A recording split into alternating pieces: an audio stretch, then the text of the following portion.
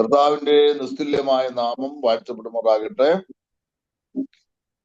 ഒരിക്കൽ കൂടെ സഭാശാസ്ത്രം എന്ന വിഷയം പഠിക്കുവാൻ ദൈവം തന്ന അവസരത്തെ ഓർത്ത് ദൈവത്തെ സ്തുതിക്കുന്നു.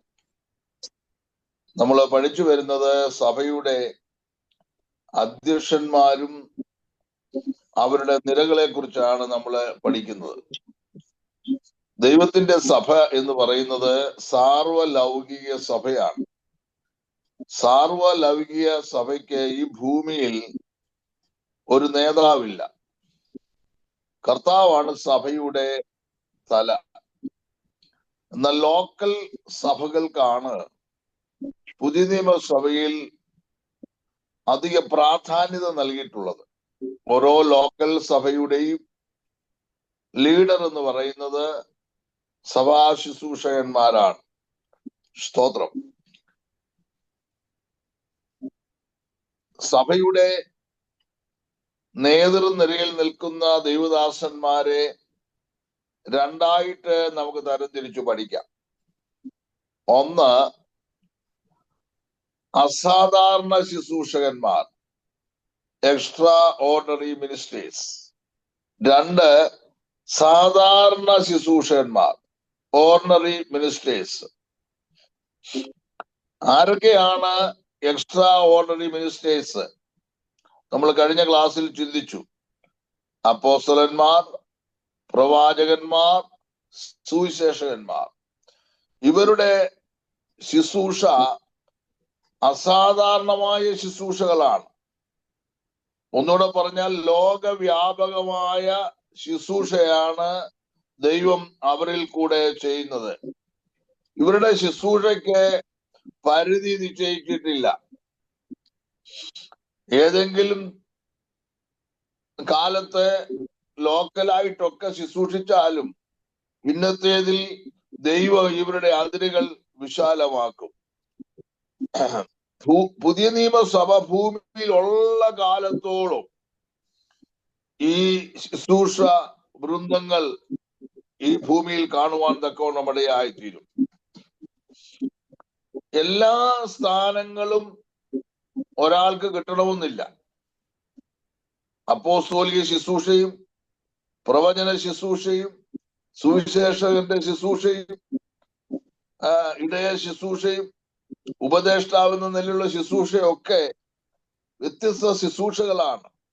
ഈ 5 ശുശ്രൂഷകളും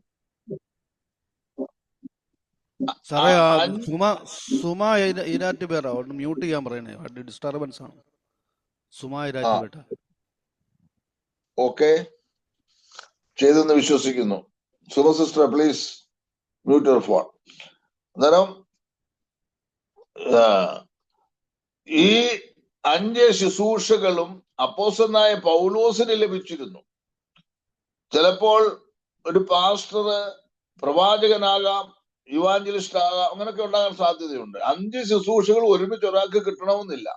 ചിലപ്പോൾ 2 ശുശ്രൂഷ ഒരാൾക്ക് കിട്ടിയിരിക്കാം, 3 ശുശ്രൂഷകൾ ഒരാൾക്ക് കിട്ടിയിരിക്കാം. അതൊക്കെ ദൈവത്തിന്റെ പദ്ധതിയിൽപ്പെട്ട കാര്യങ്ങളാണ്. ദൈവത്തിന് സ്തോത്രം. അന്നേരം നമ്മള് കഴിഞ്ഞ ക്ലാസ്സിൽ അപ്പോസ്തോലിക ശുശ്രൂഷ എന്താണെന്ന് നമ്മൾ ചിന്തിക്കുവാൻ ഇടയായി തീർന്നു. അപ്പോസ്തലന്മാരുടെ യോഗ്യത എന്താണെന്ന് നമ്മൾ ചിന്തിച്ചു. അപ്പോസ്തോലിക ശുശ്രൂഷ ദൈവത്തിൽ നിന്ന് നേരിട്ട് നിയമനം കൈക്കൊണ്ടവരാണ് അപ്പോസ്തലന്മാര്. മനുഷ്യരിൽ നിന്നല്ല, മനുഷ്യരാലുമല്ല. സ്തോത്രം. ദൈവത്തിൽ നിന്ന് നേരിട്ട് ശുശ്രൂഷ ലഭിച്ചവരാണ് അവർ. രണ്ടാമത് അവരുടെ അടുത്ത യോഗ്യത ക്രിസ്തുവിന്റെ മരണ പുനരുത്ഥാനത്തിന് സാക്ഷ്യം വഹിച്ചവരാണ്, അല്ലെങ്കിൽ സാക്ഷ്യം വഹിക്കുന്നവരാണ് അപ്പോസ്തലന്മാര്. യേശുവിന്റെ ശിഷ്യന്മാരൊക്കെ യേശുവിന്റെ ജീവിതത്തിന് സാക്ഷ്യം വഹിച്ചവരാണ്. യേശുവിന്റെ മരണ അടക്ക പുനരുത്ഥാനത്തിന് സാക്ഷ്യം വഹിച്ചവരാണ്. സ്തോത്രം. അപ്പോസ്തലനായ പൗലോസും ഈ തേജോമാനായ കർത്താവിനെ ഡമസ്കോസിന്റെ പടിവാതിക്കൽ വെച്ച് കാണുവാനുള്ള ഭാഗ്യം കിട്ടിയിട്ടുണ്ട്. ഇതൊക്കെ അപ്പോസ്തലന്മാരുടെ യോഗ്യതയെ ഊട്ടിയുറപ്പിക്കുന്ന സംഭവങ്ങളാണ്. അപ്പോസ്തലന്മാർക്ക് ദൈവം വാമൊഴിയായിട്ട് അവരോട് ഇടപെട്ടിട്ടുണ്ട്, വരമൊഴിയായിട്ട് ഇടപെട്ടിട്ടുണ്ട്. മനസ്സിലായോ? ദൈവം അവരോട് കമ്മ്യൂണിക്കേറ്റ് ചെയ്യുന്നത് റിട്ടൺ ലാംഗ്വേജ് അത് എഴുതാൻ വേണ്ടി അവരോട് ദൈവം പറഞ്ഞിട്ടുണ്ട്. അതുപോലെ തന്നെ ദൈവം അവരോട് വാമൊഴിയാട് അനേക ദൂതുകൾ പറഞ്ഞിട്ടുണ്ട്. അന്നേരം ദൈവത്തിന്റെ ആലോചന ലഭിച്ചിട്ടുള്ളവരാണ് അപ്പോസ്തലന്മാര്. അത്ഭുതങ്ങളും അടയാളങ്ങളും വിശ്വസിക്കുന്നവരും യേശുക്രിസ്തുവിന്റെ നാമത്തിൽ അത് നിവർത്തിക്കുന്നവരുമാണ് അപ്പോസ്തലന്മാര്. തങ്ങളുടെ സേവനത്തിന് ദൈവിക അനുമതി ലഭിച്ചവരായിരിക്കണം. ചുമ്മാ തങ്ങൾക്ക് ഞാനൊരു അപ്പോസ്തലനാണ്, ഞാനൊരു പ്രവാചകനാണ്, ഞാനൊരു പാസ്റ്ററാണെന്ന് ചുമ്മാ ഒന്നും ഇറങ്ങാൻ പറ്റത്തില്ല.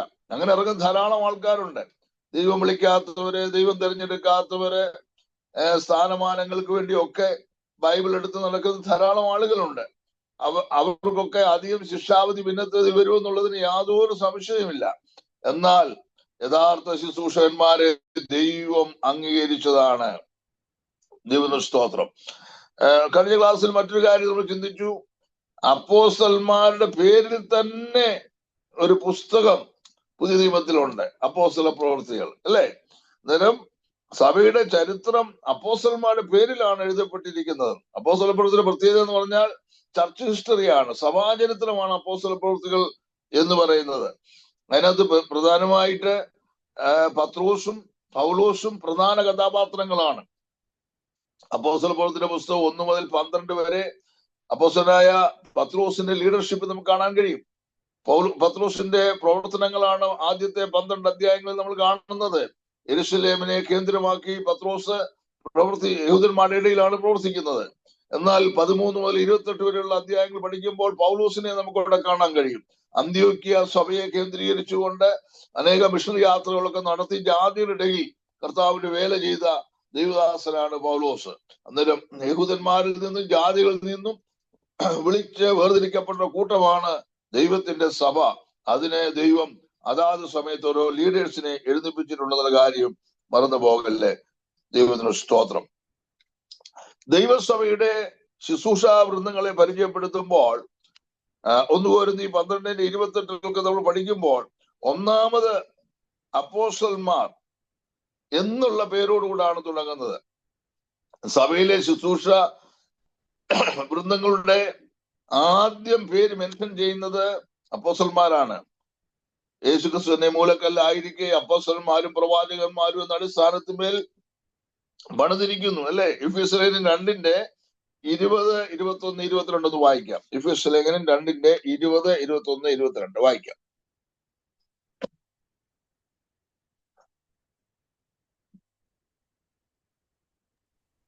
അവനിൽ കെട്ടിടം മുഴുവനും യുക്തമായി ചേർന്ന് കർത്താവിൽ വിശുദ്ധ മന്ദിരമായി വളരുന്നു.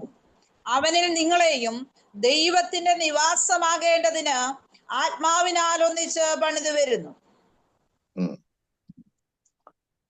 നോക്കണേ, 22 വരെ ആയോ?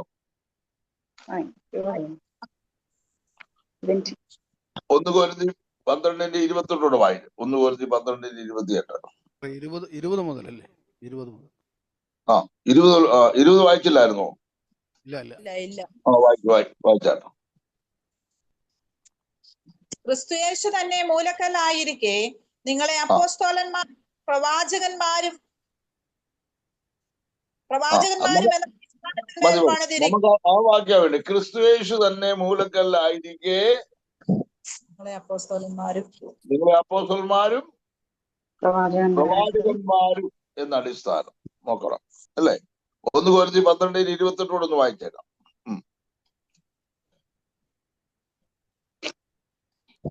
ദൈവം സഭയിൽ ഒന്നാമത് അപ്പോസ്തലന്മാർ, രണ്ടാമത് പ്രവാചകന്മാർ, മൂന്നാമത് ഉപദേഷ്ടാക്കന്മാർ, ഇങ്ങനെ ഓരോരുത്തരെ നിയമിക്കുകയും പിന്നെ വീര്യപ്രവർത്തികൾ, രോഗശാന്തിയുടെ വരം, സഹായം ചെയ്യുവാനുള്ള വരം, പരിപാലന വരം, വിവിധ ഭാഷാവരം എന്നിവ നൽകുകയും ചെയ്തു. മതി. അന്നേരം നോക്കണം, ദൈവസഭയുടെ ശുശ്രൂഷാ വൃന്ദങ്ങൾ എഫേസ്യർ 4:11 അത് ഫുള്ളായിട്ട് എഴുതിയിട്ടുണ്ട്. അന്നേരം ദൈവസഭയുടെ ശുശ്രൂഷാ വൃന്ദങ്ങൾ 1-ാം നൂറ്റാണ്ട് കാലത്തേക്ക് മാത്രമുള്ളതല്ല. സഭ ഭൂമിയിൽ നിലനിൽക്കുന്ന കാലത്തോളം ഈ 5 ശുശ്രൂഷകന്മാരുണ്ട്. ദൈവസഭയ്ക്ക് അപ്പോസ്തലന്മാരുണ്ട്, ദൈവസഭയ്ക്ക് പ്രവാചകന്മാരുണ്ട്, ദൈവസഭയ്ക്ക് സുവിശേഷകന്മാരുണ്ട്, ദൈവസഭയ്ക്ക് ഇടയന്മാരുണ്ട്, ദൈവസഭയ്ക്ക് ഉപദേഷ്ടാക്കന്മാരുണ്ട്. 1-ാം നൂറ്റാണ്ടോടുകൂടെ ഇതെല്ലാം നിന്നുപോയെന്ന് പഠിപ്പിക്കുന്ന പല ആളുകൾ നമ്മുടെ നടുവിൽ ഇപ്പോഴും ഉണ്ട്. അന്നേരം ദൈവസഭ ഭൂമിയിലുള്ള കാലത്തോളം ഈ ശുശ്രൂഷ വൃന്ദങ്ങളുണ്ട്. അത് ദൈവം ആക്കി വെച്ചിരിക്കുന്നതാണ്. നമ്മൾ ഒരു സംഘടന അങ്ങ് തീരുമാനിക്കുക, അല്ലെങ്കിൽ ഒരു വ്യക്തി തീരുമാനിക്കാതെ ഇല്ല എന്ന് പറഞ്ഞാൽ ദൈവം കൂടെ തീരുമാനിക്കാതെ ഒരു കാര്യം നടക്കുകയല്ലോ. മനുഷ്യനെ ആരും ദൈവികമായിരിക്കുന്ന ഈ ഓഫീസേഴ്സ് സീസ് ചെയ്യാനുള്ള അധികാരം കൊടുത്തിട്ടില്ല. ദൈവത്തിനുള്ള സ്തോത്രം. ഇനി നമുക്ക് ഇന്ന് പഠിക്കാൻ പോകുന്നത് പ്രവാചകന്മാരെ കുറിച്ചാണ് പഠിക്കാൻ പോകുന്നത് കേട്ടോ. പ്രവാചകന്മാര് പഴയ നിയമത്തിലുമുണ്ട്, പുതിയ നിയമത്തിലുമുണ്ട്. നമ്മൾ ഇന്ന് വളരെ വിശദമായിട്ട് കുറെ കാര്യങ്ങൾ ചിന്തിക്കാൻ പോവാം. അന്നേരം ബൈബിൾ പ്രവചനങ്ങളെ 6 തരംതിരിച്ച് പഠിക്കാം. We can divide the Bible prophecies into 6-fold. 6 തരംതിരിച്ച് പഠിക്കാം ബൈബിൾ പ്രവചനങ്ങൾ.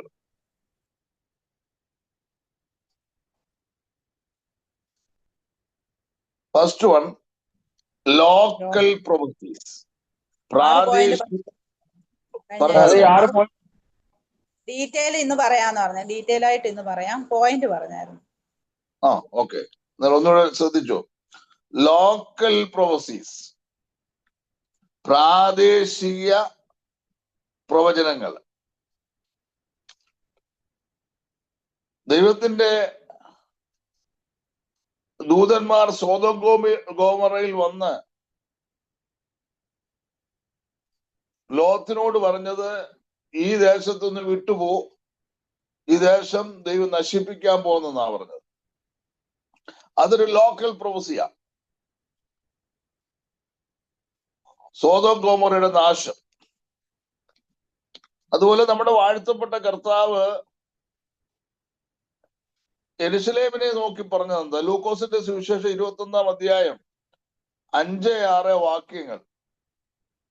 യേശു തമ്പുരാനും ശിഷ്യന്മാരും യെരുശലേമിൽ വന്നപ്പോൾ ദേവാലയത്തെ നോക്കിയിട്ട് ശിഷ്യന്മാർ പറഞ്ഞു, എത്ര മനോഹരമായ പണിയാണിത് എന്നൊക്കെ വളരെ ദേവാലയത്തെ നോക്കി പ്രശംസിക്കുമ്പോൾ യേശു പറഞ്ഞു, ഇത് കല്ലിന്മേൽ കല്ല് ശേഷിക്കാതെ എന്ത് ചെയ്യും, ഇടിഞ്ഞു പോകുമെന്ന് പറയാനിടയായിത്തീർന്നു. അന്നേരം യെരുശലേം ദേവാലയത്തിന്റെ നാശത്തെ കുറിച്ച് യേശു പറഞ്ഞു. അത് ലോക്കൽ പ്രൊഫസിയാണ്.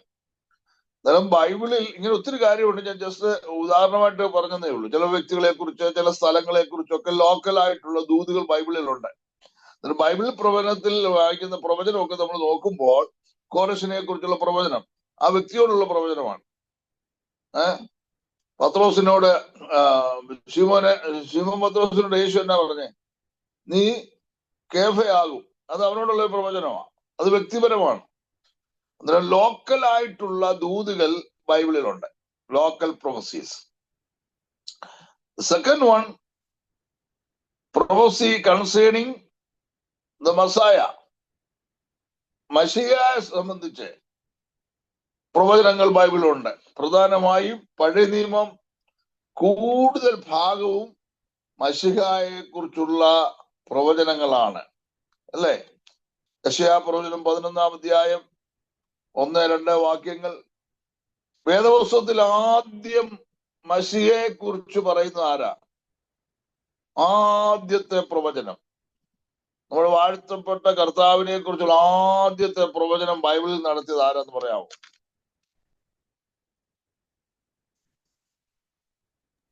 ദൈവം തന്നെ.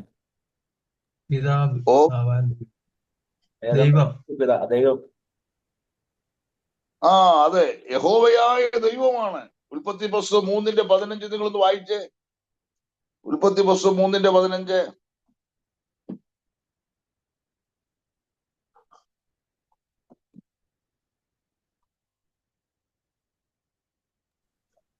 ഞാൻ നിനക്ക് സ്ത്രീക്കും നിന്റെ സന്തതിക്കും അവളുടെ സന്തതിക്കും തമ്മിൽ ശത്രുത്വം ഉണ്ടാക്കും. അവൻ നിന്റെ തല തകർക്കും, നീ അവന്റെ കുതികാൽ തകർക്കും. അന്നേരം മശിഹയെ കുറിച്ച് പറയുകയാണ്, സ്ത്രീയുടെ സന്തതി സർപ്പത്തിന്റെ തല തകർക്കും. കാൽവരി ക്രൂശിൽ അതല്ലേ നമ്മൾ കണ്ടത്. നമ്മുടെ യേശു തമ്പുരാൻ, സ്ത്രീയിൽ നിന്ന് ജനിച്ച നമ്മുടെ മശിഹ തമ്പുരാൻ സർപ്പത്തിന്റെ അധികാരം കാൽവരിൽ തകർത്ത് കളഞ്ഞു. അങ്ങനാണ് നമ്മൾ വീണ്ടെടുക്കപ്പെടുവാൻ തക്കവണ്ണം നമ്മുടെ ആയിത്തീർന്നത്.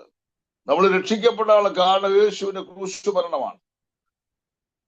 അതുപോലെ പിന്നെ നമ്മൾ വായിക്കുകയാണെങ്കിൽ എല്ലാ പ്രവചനങ്ങളിലും, എല്ലാ പുസ്തകത്തിലും, പഴയ നിയമത്തിൽ എത്ര പുസ്തകങ്ങളുണ്ട്? പഴയ നിയമത്തിലെ വേഗം പറ. പഴയ നിയമത്തിൽ എത്ര പുസ്തകം എത്ര ഉണ്ട്? 39 അല്ലെ? 39 പുസ്തകങ്ങളിലും നമ്മുടെ യേശുവിനെ കുറിച്ചുള്ള പരാമർശമുണ്ട്, യേശുവിനെ കുറിച്ചുള്ള പ്രവചനമുണ്ട്. കന്യ ഗർഭിണിയായ ഒരു മകനെ പ്രസവിക്കും, അല്ലെ? ബേത്ലഹേം എഫ്രാത്തേ, നീ പട്ടണങ്ങളിൽ ചെറുതായാൽ നിന്നിൽ നിന്ന് എന്ത് ചെയ്യും? അധിപതി എഴുന്നേൽക്കും. എല്ലായിടത്തും ഉണ്ട്. അന്നേരം മശിഹയെ കുറിച്ചുള്ള പ്രവചനം. മൂന്നാമത് പ്രൊഫസി കൺസേണിങ് ഇസ്രയേൽ, ഇസ്രയേലിനെ സംബന്ധിച്ചുള്ള പ്രവചനം.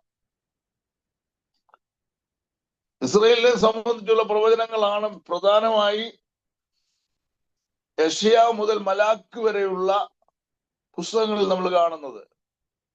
വടക്കേ രാജ്യത്തോടും തെക്കേ രാജ്യത്തോടും വലിയ പ്രവാചകന്മാരും ചെറിയ പ്രവാചകന്മാരും പ്രവചിച്ചിട്ടുണ്ട്. മനസ്സിലായോ? അതുപോലെ നാലാമതായി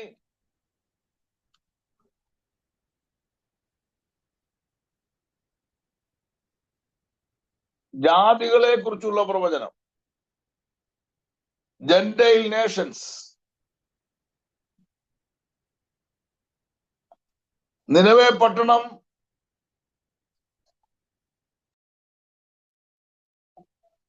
the city of Nineveh was one of the Gentile nations. ജാതീയ പട്ടണം ഒന്നായിരുന്നു. നിനവയോട് പ്രവചനം പറഞ്ഞ പ്രവാചകന്മാർ ആരൊക്കെയാന്ന് പറയാമോ?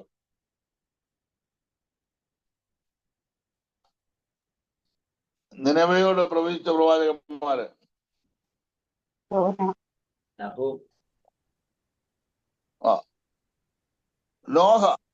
നോഹ മാനസാന്തരത്തെ കുറിച്ച്, മാനസാന്തരപ്പെടണം എന്നുള്ളതിനെ കുറിച്ചുള്ള ദൂത് നിനവേ പട്ടണത്തോട് പറഞ്ഞു.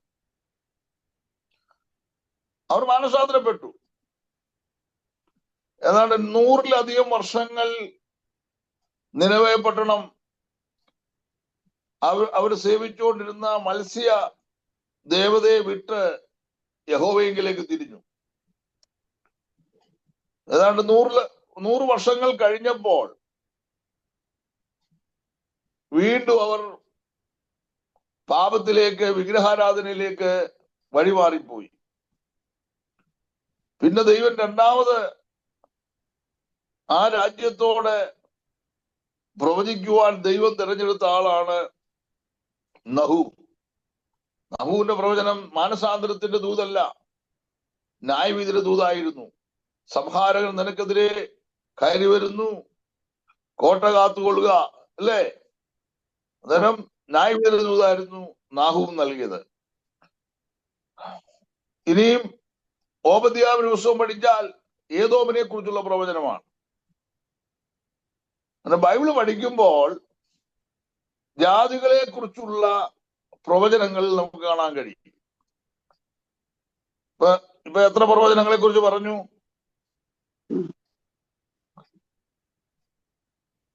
ഇപ്പൊ എത്ര പ്രവചനം പറഞ്ഞു ഞാൻ? 4.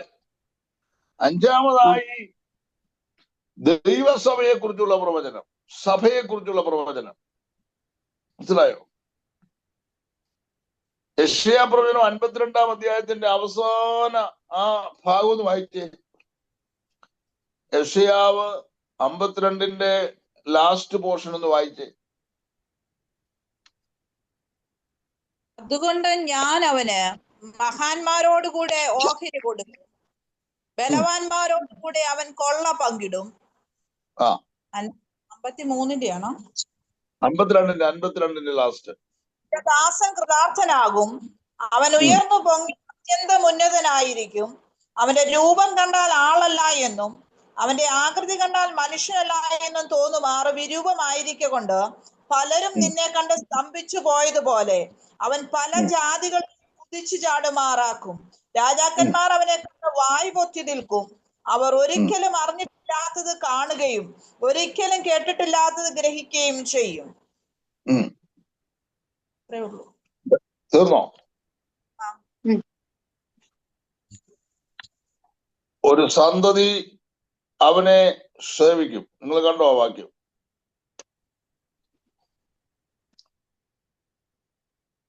കണ്ടോ? ഒരു സന്തതി അവനെ സേവിക്കും.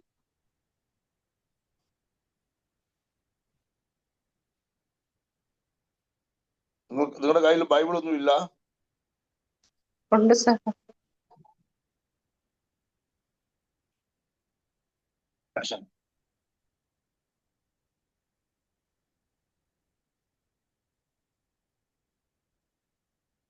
അതിന്റെ 53 അധ്യായത്തിലേക്ക് വന്ന് യേശുക്രിസ്തുവിന്റെ ക്രൂശീകരണത്തെ കുറിച്ച് തുടങ്ങുന്നത് 52 അധ്യായം. ഇപ്പോൾ നമ്മൾ വായിച്ചേ എത്രാമത്തെ വാക്യമല്ല വായിച്ചേ?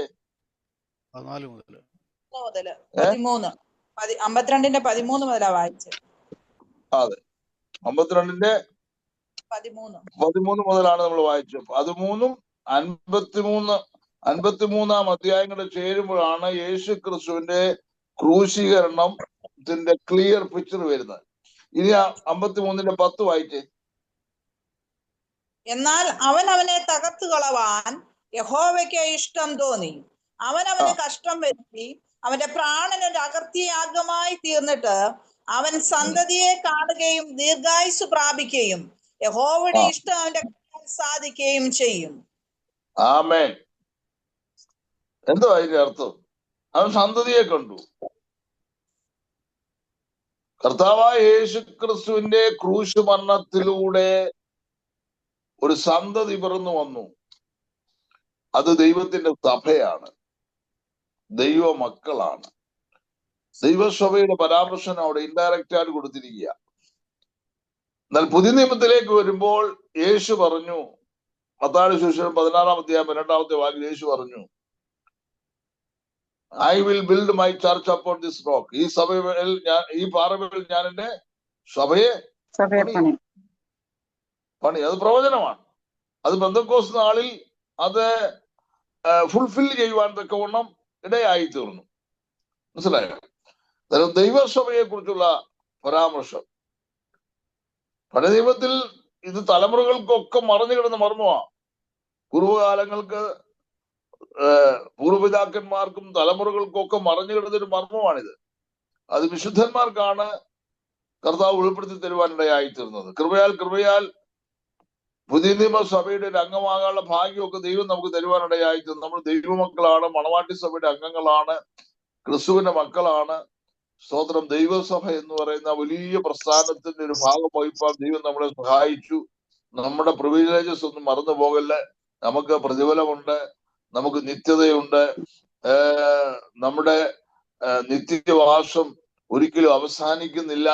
ഈ ലോകത്തിലെ സിറ്റിസൺഷിപ്പ് നമ്മുടെ മരണത്തോടുകൂടി അവസാനിക്കുമെങ്കിൽ കർത്താവിന്റെ സന്നിധിയില് നമ്മുടെ പൗരത്വത്തിന് അവസാനമില്ല. ദൈവത്തിന് സ്തോത്രം. ഇനി അടുത്ത പ്രവചനം എന്ന് പറയുന്നത് prophecy concerning the future events, ഭാവികാല സംഭവങ്ങളെ കുറിച്ചാണ്. ബൈബിളിൽ നമ്മള് അത് പഴയ നിയമത്തിലും പുതിയ നിയമത്തിലും എല്ലാം വരുവാനുള്ള സംഭവങ്ങൾ. പഴയ നിയമത്തിൽ പ്രധാനമായി സക്കറിയാ പ്രവചനം നോക്കിയാല്, യെശയ്യാ പ്രവചനം നോക്കിയാല് അതിനേക്കാളെല്ലാം വളരെ മാർമികമായ ഒരു വിഷയമാണ്, പുസ്തകമാണ് ദാനിയേൽ പ്രവചനം. മനസ്സിലായോ? പുതിയ നിയമത്തിലേക്ക് ഒരു വെളിപ്പാട് പുസ്തകം അന്ത്യകാല സംഭവങ്ങളാണ്, എസ്കറ്റോളജി, ഭാവികാല ശാസ്ത്രം. അന്നേരം ഇങ്ങനെ 6 നിലയിൽ ബൈബിൾ പ്രവചനങ്ങളെ നമുക്ക് തരംതിരിച്ച് പഠിക്കാൻ പറ്റും. പ്രാദേശികമായിട്ടുള്ളത്, മശിഹായെ സംബന്ധിക്കുന്നത്, ഇസ്രയേലിനെ സംബന്ധിക്കുന്നത്, ജാതികളെ സംബന്ധിക്കുന്നത്, ദൈവസഭയെ സംബന്ധിക്കുന്നത്, പിന്നെ ഭാവി കാലത്തെ സംബന്ധിക്കുന്നത്. ഓക്കെ, ഇനിയും പ്രവാചകന്മാരെ പഴയ നിയമത്തിൽ വിവിധ പേരുകളിലാണ് അറിയപ്പെട്ടിരുന്നത്. സ്വപ്നക്കാരനെന്ന് പ്രവാചകരെ വിളിച്ചിട്ടുണ്ട്, ദർശകൻ എന്ന് വിളിച്ചിട്ടുണ്ട്. നാം അറിഞ്ഞിരിക്കുന്ന പോലെ പ്രവാചകന്മാരെന്ന് വിളിച്ചിട്ടുണ്ട്. പഴയ നിയമത്തിൽ ദൈവത്തിന്റെ അള്ളപ്പാട് അറിയിക്കുന്ന ദൈവദാസന്മാരെ സ്വപ്നക്കാരെന്നും ദർശനക്കാരനെന്നും പ്രവാചകനെന്നും സംബോധന ചെയ്തിട്ടുണ്ട്. പുതിയ നിയമത്തിൽ പ്രവചനമെന്ന് പറയുന്നത് ഒരു കൃപാവരമാണ്. One of the gifts of the Holy Spirit. കൃപാവരമാണ് പ്രവചനം എന്ന് പറയുന്ന ഒരു കൃപാവരമാണ്. അങ്ങനെ കൃപാവരം കിട്ടിയവരിനകത്ത് ഇരിപ്പുണ്ട്. നമ്മുടെ അബുദാബിയിലെ സൂസമ്മ അമ്മയൊക്കെ ദൈവത്തിന്റെ ആലോചന അറിയിക്കുന്ന പ്രവാചികയാണ്. ഇവിടെ പലരുണ്ട് ഇതിനകത്ത്, അല്ലേ? അത് മഹത്വകരമായ ഒരു ശുശ്രൂഷയാണ്. പുതിയ നിയമസഭയുടെ അടിസ്ഥാനത്തിൽ അപ്പോസ്തലന്മാര് മാത്രമല്ല, പ്രവാചകന്മാർക്കും ഭയങ്കര സ്ഥാനം ഉണ്ടായിരുന്നു. ഫൗണ്ടേഷൻ, ഏത് ബിൽഡിങ്ങിന്റെയും ഫൗണ്ടേഷനാണ് ബലപ്പെട്ടിരിക്കുന്നത്. ഫൗണ്ടേഷൻ ബലമില്ലെങ്കിൽ ഏത് കാറ്റുകൾ വന്നാലും അത് മറിഞ്ഞു പോകും. ദൈവസഭ അപ്പോസ്തോലിക ശുശ്രൂഷയിൽ അധിഷ്ഠിതമാണ്. ദൈവസഭ പ്രവചന ശുശ്രൂഷയിൽ അധിഷ്ഠിതമാണ്, അല്ലെ? ഗ്രീക്കില് പ്രൊഫറ്റസ് എന്ന പദത്തിൽ നിന്നാണ് ഈ പ്രവാചകൻ എന്നുള്ള പദം വന്നിരിക്കുന്നത്. PROPHETES, പ്രൊഫറ്റസ് ഗ്രീക്കിൽ. ഇംഗ്ലീഷിൽ പ്രോഫറ്റ് എന്ന. അതിന്റെ അർത്ഥം ഇത്രയേ ഉള്ളൂ: ദൈവത്തിനു വേണ്ടി ജനത്തോടെ സംസാരിക്കുന്നവൻ.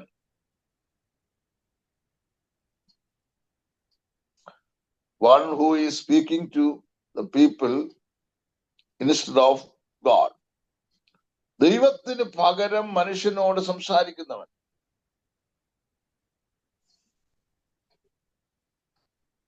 The prophets speak to the people for God. ദൈവത്തിന് വേണ്ടി ജനത്തോട് സംസാരിക്കുക. അത് ചെറിയ കാര്യമാണോ? ഒരു പാസ്റ്ററേക്കാൾ, ഒരു ഇവാഞ്ചലിസ്റ്റിനേക്കാൾ, ഒരു ഉപദേഷ്ടാവിനേക്കാൾ മഹത്വകരമായ ശുശ്രൂഷയാണ് ദൈവത്തിന്റെ അരുളപ്പാട് ദൈവത്തിന്റെ സ്ഥാനത്ത് നിന്ന് മറ്റുള്ളവരോട് പറയുക, അല്ലെ?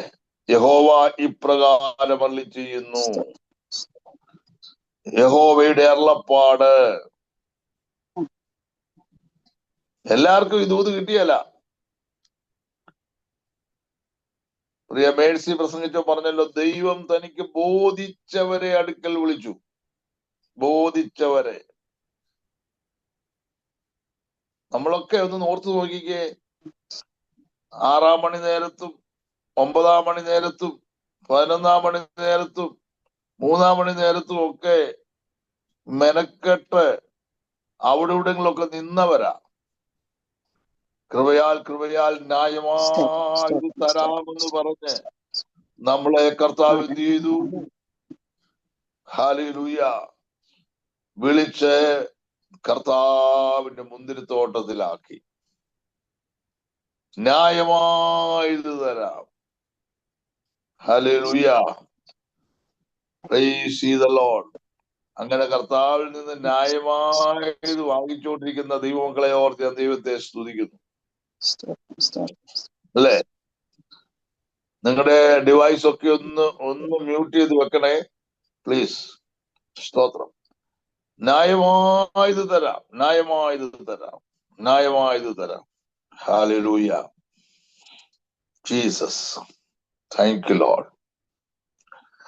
അന്നേരം പ്രവാചകൻ എന്നതിന്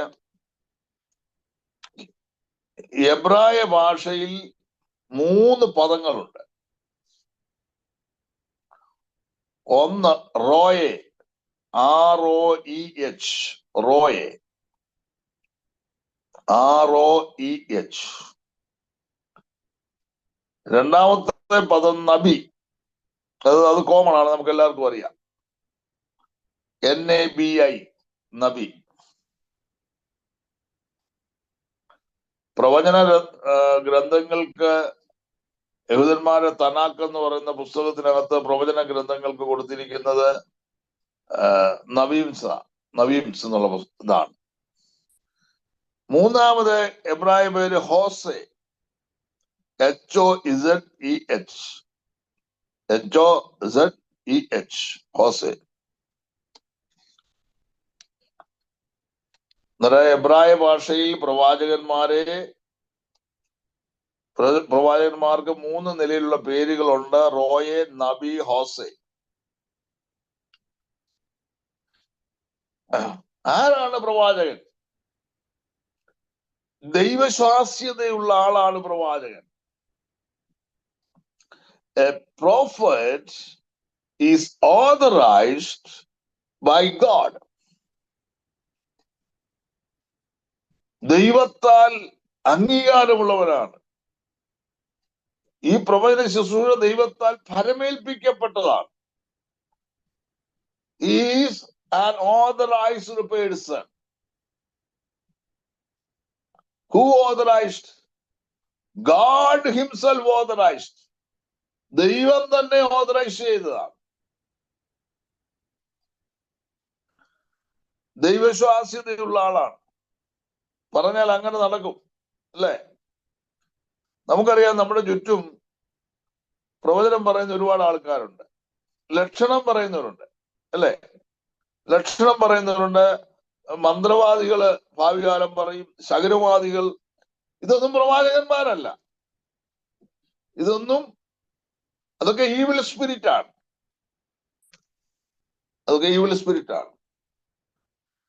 ഈവിൾ സ്പിരിറ്റിനും കാര്യങ്ങളൊക്കെ അറിയാം. ദൈവാത്മാവിന് എല്ലാ കാര്യങ്ങളും നന്നായിട്ട് അറിയാം. ദൈവത്തിന്റെ ആഴങ്ങളെ ആരായുന്നതാണ് ദൈവത്തിന്റെ ആത്മാവ്. എന്നാൽ ദുരാത്മാവിന് കുറെ കാര്യങ്ങളൊക്കെ അറിയാം.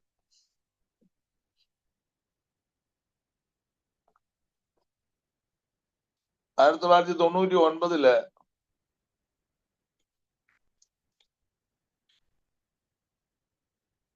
ഞാന് ഈ UAE വന്നപ്പം, അന്ന് വിസിറ്റിങ്ങില്ല വന്നപ്പം,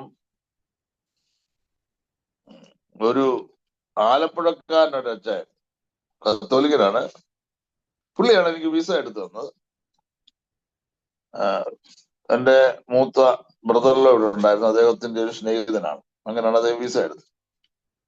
കർത്താവിന്റെ കൃപയാല് ഞാൻ പോകുന്നതിനകം, മടങ്ങി വരുന്നതിനകം അദ്ദേഹം രക്ഷിക്കപ്പെട്ടു, സ്നാനപ്പെട്ടു.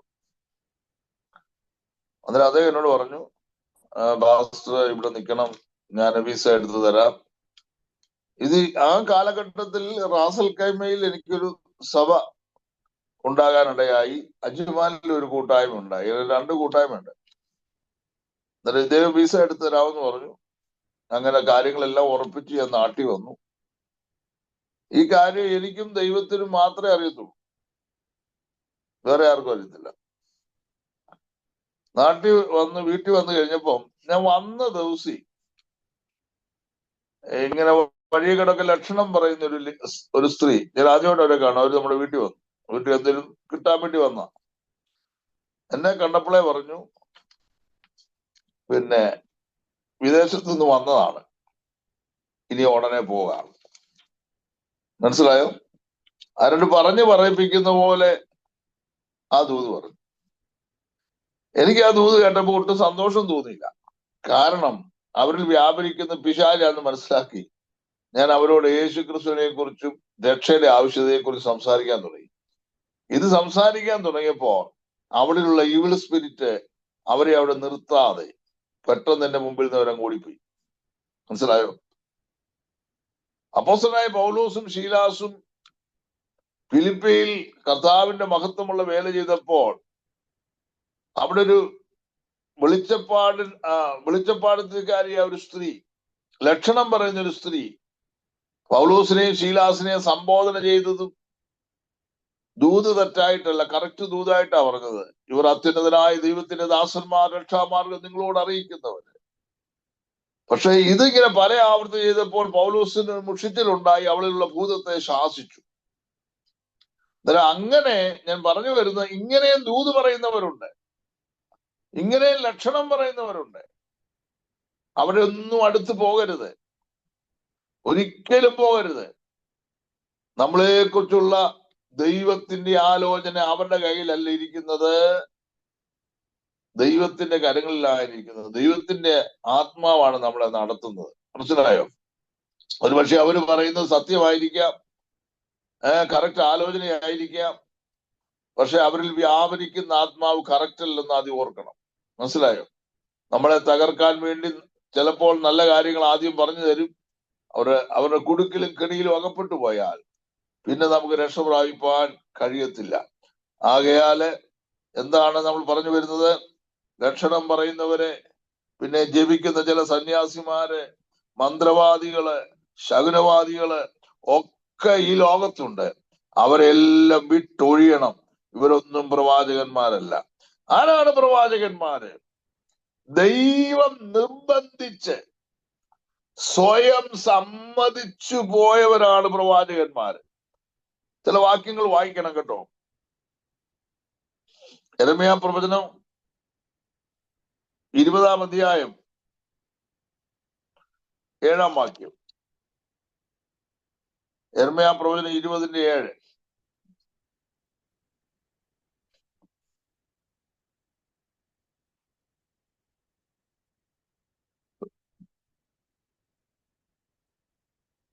ഒന്ന് വായിക്കാമോ?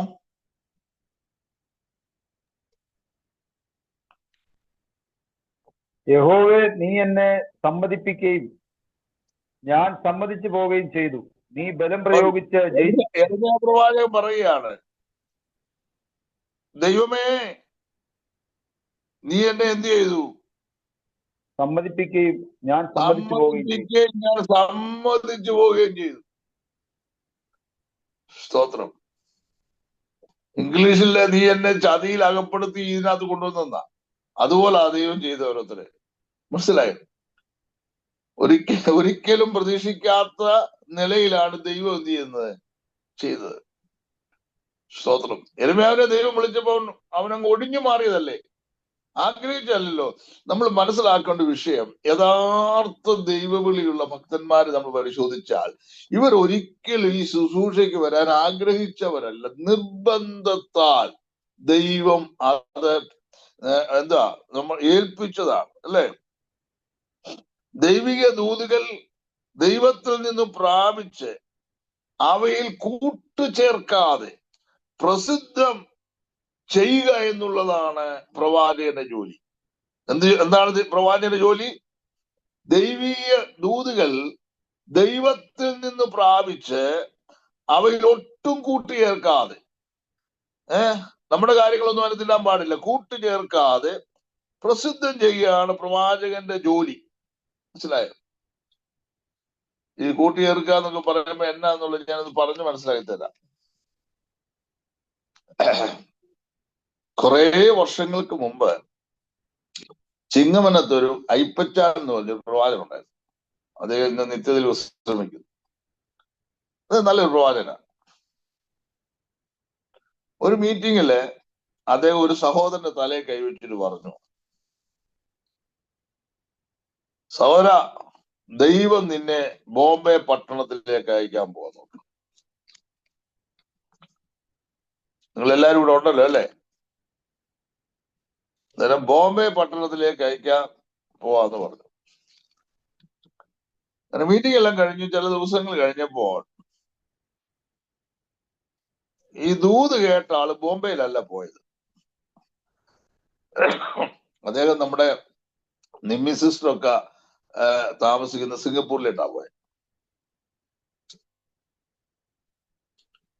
അന്നേരം ദൂത് എന്നെ അയ്പറ്റം പറഞ്ഞ ദൂത് എന്തുവാ പറഞ്ഞേ? ബോംബെയിലോട്ട്. ഇദ്ദേഹം പോയത് എങ്ങോട്ടാ? സിംഗപ്പൂരിലേക്കാണ് പോയത്. അന്നേരം ഒരാള് വന്ന് ചോദിച്ചു, എന്റെ അയ്പറ്റാൻ പറഞ്ഞ ദൂത് അത് തെറ്റിപ്പോയല്ലോ, ബോംബെയിലല്ലോ ആ സഹോദരൻ പോയത്, സിംഗപ്പൂരിനാണല്ലോ പോയത്, പിന്നെ എന്താ അങ്ങനെ ഒരു ദൂത് പറഞ്ഞെന്ന് ചോദിച്ചു. അന്നേരം അദ്ദേഹം സത്യം പറഞ്ഞു. നിങ്ങൾ ശ്രദ്ധിച്ച് കേൾക്കണേ. അതെന്റെ സഹോദര, ഞാൻ ഇങ്ങനെ പ്രാർത്ഥിച്ചുകൊണ്ടിരുന്നപ്പോ ഒരു വലിയ പട്ടണം കണ്ടു. അന്നേരം ഈ അയ്പറ്റാനെ ഈ ബോംബെ പോയിട്ടുണ്ട്, നല്ല അവിടുത്തെ തിരക്കും കാര്യങ്ങളും ഒക്കെ അറിയാം. അന്നേരം ഈ വലിയ കെട്ടിടങ്ങളും വാഹനങ്ങളും ഇതെല്ലാം കണ്ടപ്പം പുള്ളിയുടെ ചിന്താഗതി ഇത് ബോംബെ ആണെന്നാണ്. മനസ്സിലായോ? അന്നേരം ഇദ്ദേഹം പറഞ്ഞപ്പോൾ അത് ബോംബെ അങ്ങ് പറഞ്ഞു. അദ്ദേഹം പറയേണ്ടത് എങ്ങനെയായിരുന്നു? ദൈവം നിന്നെ ഒരു പുതിയ പട്ടണത്തിൽ അയക്കാൻ പോവുകയാണ്, ഒരു പുതിയ സ്ഥലത്ത് അയക്കാൻ പോവുകയാണ്. ഞാൻ ഇങ്ങനെയുള്ള കാഴ്ചയാണ് കാണുന്നത്. സ്ഥലം പറയണ്ട. മനസ്സിലായോ? അങ്ങനെ അത് പറഞ്ഞിരുന്നുവെങ്കിൽ അത് തെറ്റിപ്പോവായിരുന്നു. ഇല്ല. എന്നിട്ട് പുള്ളിയുടെ മനസ്സില് ഈ കണ്ട കാഴ്ച ബോംബെ ആണെന്ന് അങ്ങ് ചിന്തിച്ചു പോയി. അതാണ് ഇന്ന് ആത്മീയമണ്ഡലത്തിൽ പലപ്പോഴും പലതും തെറ്റിപ്പോകുന്നത്. ദൈവം തരുന്ന അതുപോലെ അങ്ങ് പറഞ്ഞാൽ മതി, നമ്മൾ അതിനകത്ത് ഒന്നും ഇടണ്ട. മനസ്സിലായോ? ദൈവം തരുന്ന ആലോചനകൾ ദൈവത്തിൽ നിന്ന് പ്രാപിച്ച് അതിൽ കൂട്ടുചേർക്കാതെ പ്രസിദ്ധം ചെയ്യുക. മനസ്സിലായോ? അതിനകത്ത് ഇപ്പം അയ്പറ്റാൻ പറഞ്ഞതിനകത്ത് അദ്ദേഹത്തിന്റെ ദൂത് തെറ്റാണെന്നൊന്നും ഞാൻ പറയുന്നില്ല. അദ്ദേഹത്തിന്റെ ദൂത് കറക്റ്റ് ആയിരുന്നു. സ്തോത്രം. അദ്ദേഹം നാക്കിന്റെ പിഴവുണ്ട്, അല്ലെങ്കിൽ അദ്ദേഹത്തിന്റെ ചിന്ത കൊണ്ട് വന്ന് സംഭവിച്ച ഒരു പേരുമാറ്റം മാത്രമേ ഉള്ളൂ. ദൈവത്തിന് ആലോചന കൊടുത്തതാണ്, ദർശനം കാണിച്ചിട്ടാണ് അദ്ദേഹം പറഞ്ഞത്. മനസ്സിലായോ? സ്തോത്രം. യെരമ്യാ പ്രവചനം ഒന്ന് എടുക്കാമോ? യെരമ്യാ പ്രവചനം 4:19 ഒന്ന് വായിച്ചേ. യെരമ്യാ പ്രവചനം 4:19.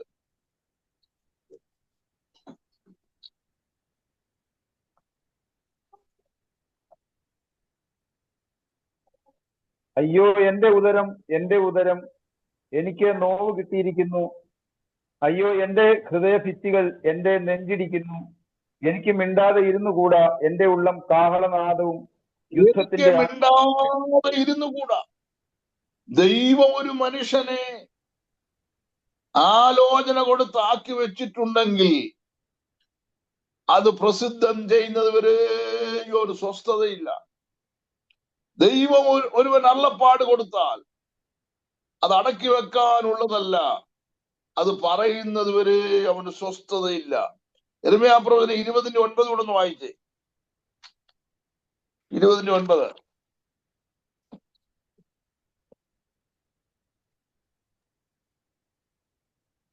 ഞാൻ ഇനി അവനെ ഓർക്കുകയില്ല, അവന്റെ നാമത്തിൽ സംസാരിക്കുകയുമില്ല എന്ന് പറഞ്ഞാലോ അത് എന്റെ അസ്ഥികളിൽ അടയ്ക്കപ്പെട്ടിട്ട് എന്റെ ഹൃദയത്തിൽ തീ കത്തും പോലെ ഇരിക്കുന്നു. മതി. ഇപ്പൊ ചില സാഹചര്യങ്ങളിലൊക്കെ ഈ ദൈവമക്കൾ അല്ലെങ്കിൽ ശുശ്രൂഷയുള്ളവരൊക്കെ ഒരുപാട് നിന്ദയും ഭാരവും അപമാനവും ഒക്കെ സഹിക്കാറുണ്ട്. ഇനി ഞാൻ പ്രവചിക്കുന്നില്ല, ഇനി ഞാൻ ശുശ്രൂഷിക്കുന്നില്ല.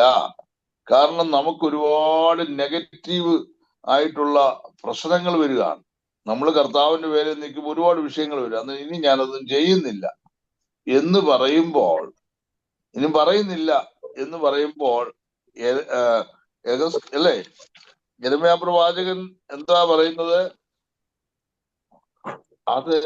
അതെന്റെ അസ്ഥികളിൽ അടയ്ക്കപ്പെട്ടിട്ട് എന്ന് പറഞ്ഞാൽ ഒരു സ്വസ്ഥതയില്ല. അപ്പൊ അങ്ങനൊക്കെ നമ്മൾ പറയും, ഇനിയും ശുശ്രൂഷയ്ക്ക് പോകത്തില്ല, ഇനി ഞാൻ സഭ നടത്തില്ല, ഇനി ഞാൻ പ്രവചിക്കത്തില്ല, ഇനി ഞാൻ സുവിശേഷം പറയത്തില്ല. പക്ഷെ ദൈവം ഒരാളെ ഏൽപ്പിച്ചു, പിന്നെ നമുക്ക് സ്വസ്ഥതയെ കിട്ടത്തില്ല. ആ ശുശ്രൂഷയിലേക്ക് നമ്മൾ മടങ്ങി വന്ന് ശുശ്രൂഷ ചെയ്തില്ലെങ്കിൽ പിന്നെ നമുക്ക് ഭയങ്കര പ്രശ്നമായിരിക്കും, അല്ലേ? അതാണ് ദൈവത്തിന്റെ വചനത്തിൽ നമുക്ക് മനസ്സിലാക്കുവാൻ തക്കവണ്ണം ഇടയായിത്തീരുന്നത്. ദൈവത്തിന് സ്തോത്രം. പഴയ നിയമ പ്രവാചകന്മാരെ രണ്ടായി തരംതിരിച്ച് പഠിക്കാം. നമുക്കറിയാവുന്ന കാര്യമാണ്. First one, the major prophets, വലിയ പ്രവാചകന്മാർ. ആരാണ് പഴയ നിയമത്തിലെ വലിയ പ്രവാചകന്മാര്? ആരൊക്കെയാ? ദാനിയേൽ. ആമേൻ. ജോസഫ് പാസ്റ്റർ ആണോ? ജോസഫ് പാസ്റ്റർ കാണുന്നില്ലല്ലോ. ഞാൻ ഈ പഠിപ്പിച്ചുകൊണ്ടിരിക്കുമ്പോഴൊക്കെ ഇടയ്ക്കിടയ്ക്ക് ജോസഫ് പാസ്റ്റർ ഉണ്ടോന്നൊക്കെ ഇങ്ങനെ മനസ്സിൽ കൂടെ കയറി വരുന്നുണ്ട്. യെശയ്യാവ്, യിരെമ്യാവ്, എഹെസ്കേൽ, ദാനിയേൽ. ഇവരെ കൂടാതെ എത്രയോ ശക്തരായ പ്രവാചകന്മാര് പഴയ നിയമത്തിൽ ഉണ്ടായിരുന്നു, അല്ലേ? ഏലിയാവ് ഏറ്റവും വലിയ പ്രവാചകനായിരുന്നു. ഏലിയാവ് ചെയ്തതിനേക്കാൾ ഇരട്ടി അത്ഭുതങ്ങൾ ചെയ്ത ആളാണ് ഏലിശ. ചെറിയ പുള്ളിയാണോ? പാസ്റ്ററേ, കറക്റ്റ് അല്ലേ? അതുപോലെ തന്നെ ദാവീദ് രാജാവിനോട് നേരിട്ട് വന്ന് ചെന്ന് ആലോചന പറഞ്ഞ നാഥാൻ പ്രവാചകനെ നിങ്ങൾക്ക് ഓർമ്മയില്ലേ? ഗാദ് പ്രവാചകനെ ഓർമ്മയില്ലേ? അന്നേരം അനവധി പ്രവാചകന്മാരെ കൊണ്ട് നിറഞ്ഞിരിക്കുന്ന ഒരു ഗ്രന്ഥമാണ് പഴയ നിയമ പുസ്തകം എന്ന് പറയുന്നത്. ഇനി പുതിയ നിയമത്തിലേക്ക് വന്നാട്ട് അപ്പോസ്തല പ്രവൃത്തി 21:10 അഗബോസ് എന്ന് പറഞ്ഞൊരു പ്രവാചകൻ എഴുന്നേറ്റ് പൗലോസിനോട് ദൂത് പറയുന്നത് നമുക്ക് കാണുവാൻ കഴിയും. അപ്പോസ്തല പ്രവൃത്തി 15-32 വാക്യത്തിൽ യൂദ, ശീലാസ് ഇവരൊക്കെ പ്രവാചകന്മാരാണ്.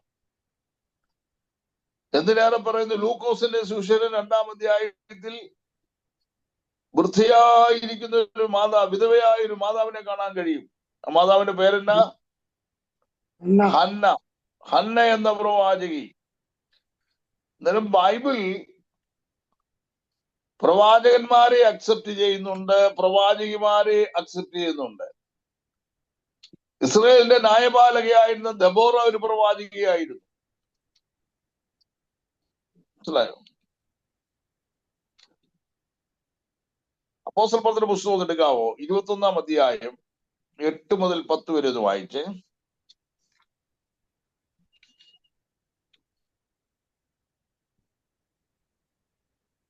അപ്പോസ്തല പ്രവൃത്തി 21-ന്റെ 8 മുതൽ 10 വരെ.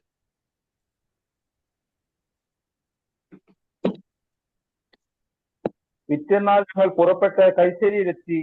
7 പേരിൽ ഒരുവനായ ഫിലിപ്പോസ് സുവിശേഷകന്റെ വീട്ടിൽ ചെന്ന് അവനോടുകൂടെ പാർത്തു. അവന് കന്യകമാരും പ്രവചിക്കുന്നവരുമായ 4 പുത്രിമാരുണ്ടായിരുന്നു. ഞങ്ങൾ അവിടെ വളരെ ദിവസം പാർത്തിരിക്കുമ്പോൾ അഗബോസ് എന്ന ഒരു പ്രവാചകൻ യഹൂദ്യയിൽ നിന്ന് വന്നു. മതി. ദൈവത്തിന് സ്തോത്രം. നമുക്ക് ചരിത്രങ്ങളൊക്കെ അറിയാം. ഫിലിപ്പോസ് ആരാ? അത് പറഞ്ഞേ. ഫിലിപ്പോസ് ആരാ?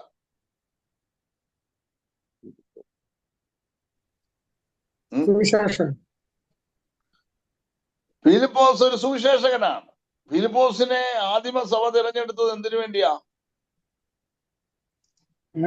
ശുശ്രൂഷിക്കാം. അതെ, നമ്മുടെ ഭാഷയിൽ പറഞ്ഞാല്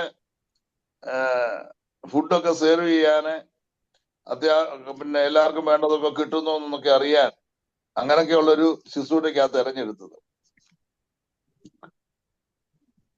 പുള്ളി അന്നേരം ഒന്നും പറഞ്ഞില്ല, എന്നെ അതിനൊന്നും അല്ല ദൈവം വിളിച്ചേക്കുന്നതെന്ന് പറഞ്ഞ് ഉടക്കുണ്ടാക്കാനൊന്നും നിന്നില്ല. അതിനകത്തൊക്കെ നിന്നു.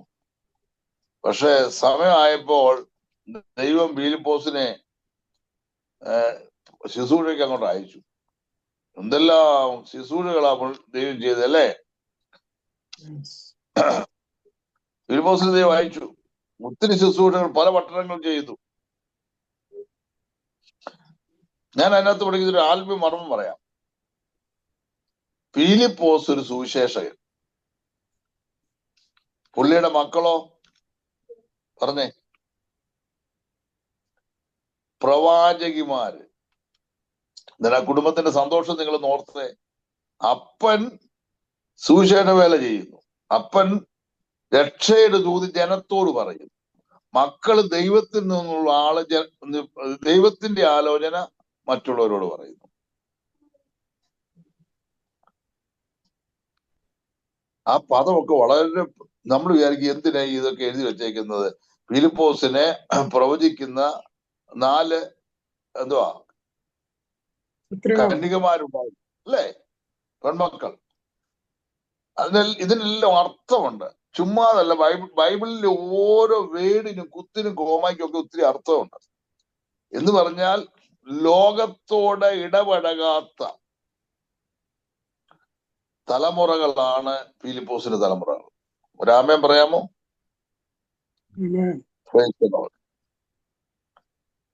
സാഹചര്യങ്ങളൊക്കെ പ്രതികൂലങ്ങളാണെങ്കിലും ലോകത്തിന്റെ ഇമ്പങ്ങളോട് താതാമ്യം പ്രാപിക്കാതെ വേർപാട് കാത്തു സൂക്ഷിക്കുന്ന തലമുറയുള്ള ഒരു പിതാവായിരുന്നു ഫിലിപ്പോസ്.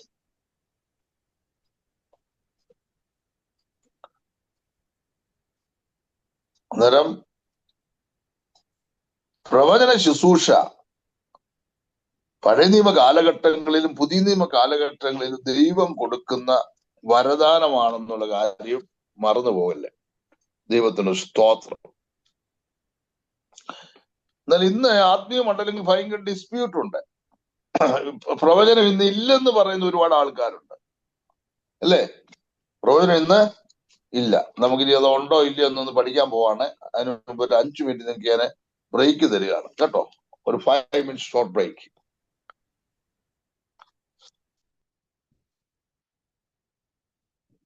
Price the Lord. അപ്പോസ്തലനായ പൗലോസ് കൊരിന്ത്യർക്ക് എഴുതിയ 1-ാം ലേഖനം ഒന്ന് എടുത്താട്ടെ.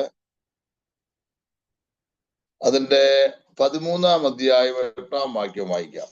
1 Corinthians chapter 13 verse 8.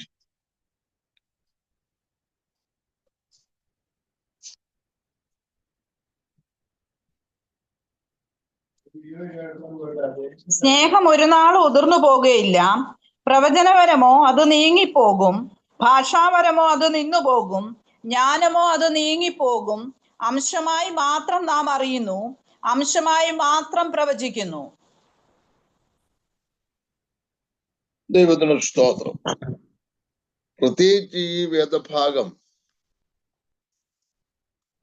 ക്രൈസ്തവരുടെ ഇടയിൽ ഒത്തിരി കോളിളക്കം സൃഷ്ടിച്ച ഒരു വാക്യമാണ്. പ്രത്യേകിച്ച് ബ്രദറൻ സഹോദരന്മാര് ഈ വാക്യത്തിന്റെ ചുവട് പിടിച്ച് പ്രവചനപരം നിന്നുപോയെന്നും അന്യഭാഷ നിന്നുപോയെന്നൊക്കെ സ്ഥാപിക്കുന്നത് നമ്മൾ കേട്ടിട്ടുണ്ട്.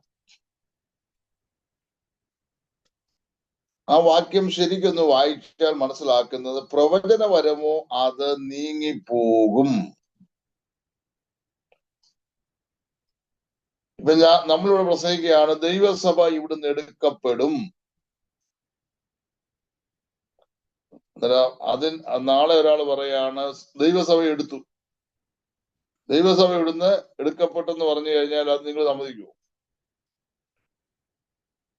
സഭ എടുക്കപ്പെടുമെന്നുള്ളത് സത്യമാണ്. അതെപ്പോഴേ കർത്താവ് വരുമ്പോ. അതിനു മുമ്പ് എടുത്തേന്ന് പറഞ്ഞാൽ നമ്മൾ അത് അംഗീകരിക്കുകയില്ല. പ്രവചനപരമോ അത് നീങ്ങിപ്പോകും. എപ്പോഴാ നീങ്ങിപ്പോന്നെ? അത് പഠിക്കണ്ടേ.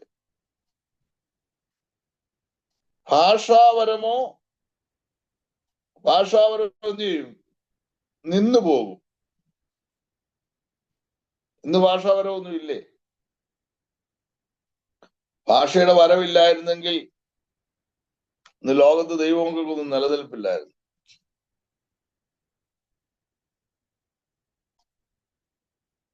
നിന്ന് പോയെന്നല്ല അവിടെ എഴുതി വെച്ചിരിക്കുന്നത്. കറക്റ്റായിട്ട് നോക്കണം. It will happen in the future. ഭാവിയിലെ കാര്യങ്ങളാണ് പറയുന്നത്.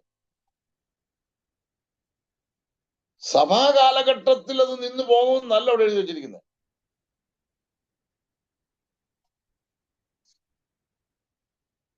അടുത്തത് നോക്കി, ജ്ഞാനമോ അത് നീങ്ങിപ്പോകും.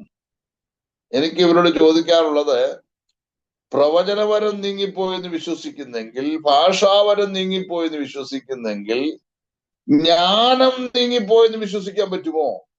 ജ്ഞാനം നീങ്ങിപ്പോയോ? ഇന്നും ജ്ഞാനം വർദ്ധിച്ചുകൊണ്ടിരിക്കുക. ഇത് എപ്പോഴാണ് നീങ്ങിപ്പോകുന്നത്?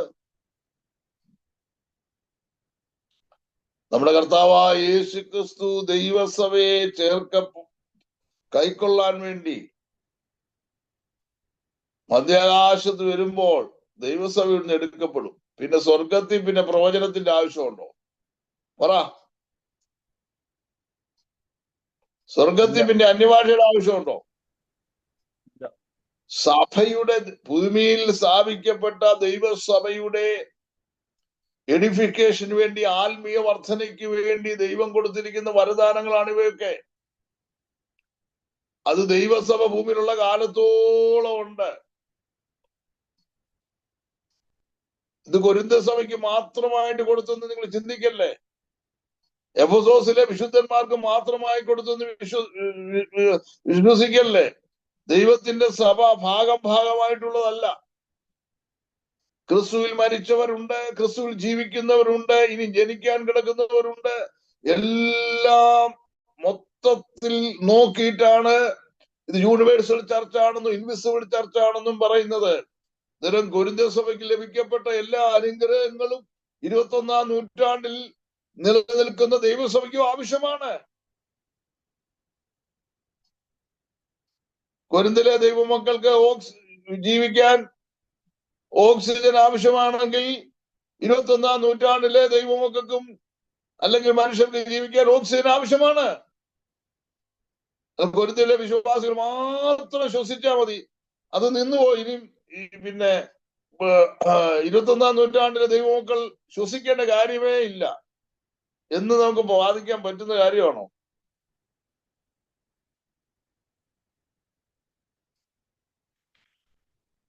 നോക്കണം. യേശു വരുമ്പോൾ എല്ലാം നീങ്ങി.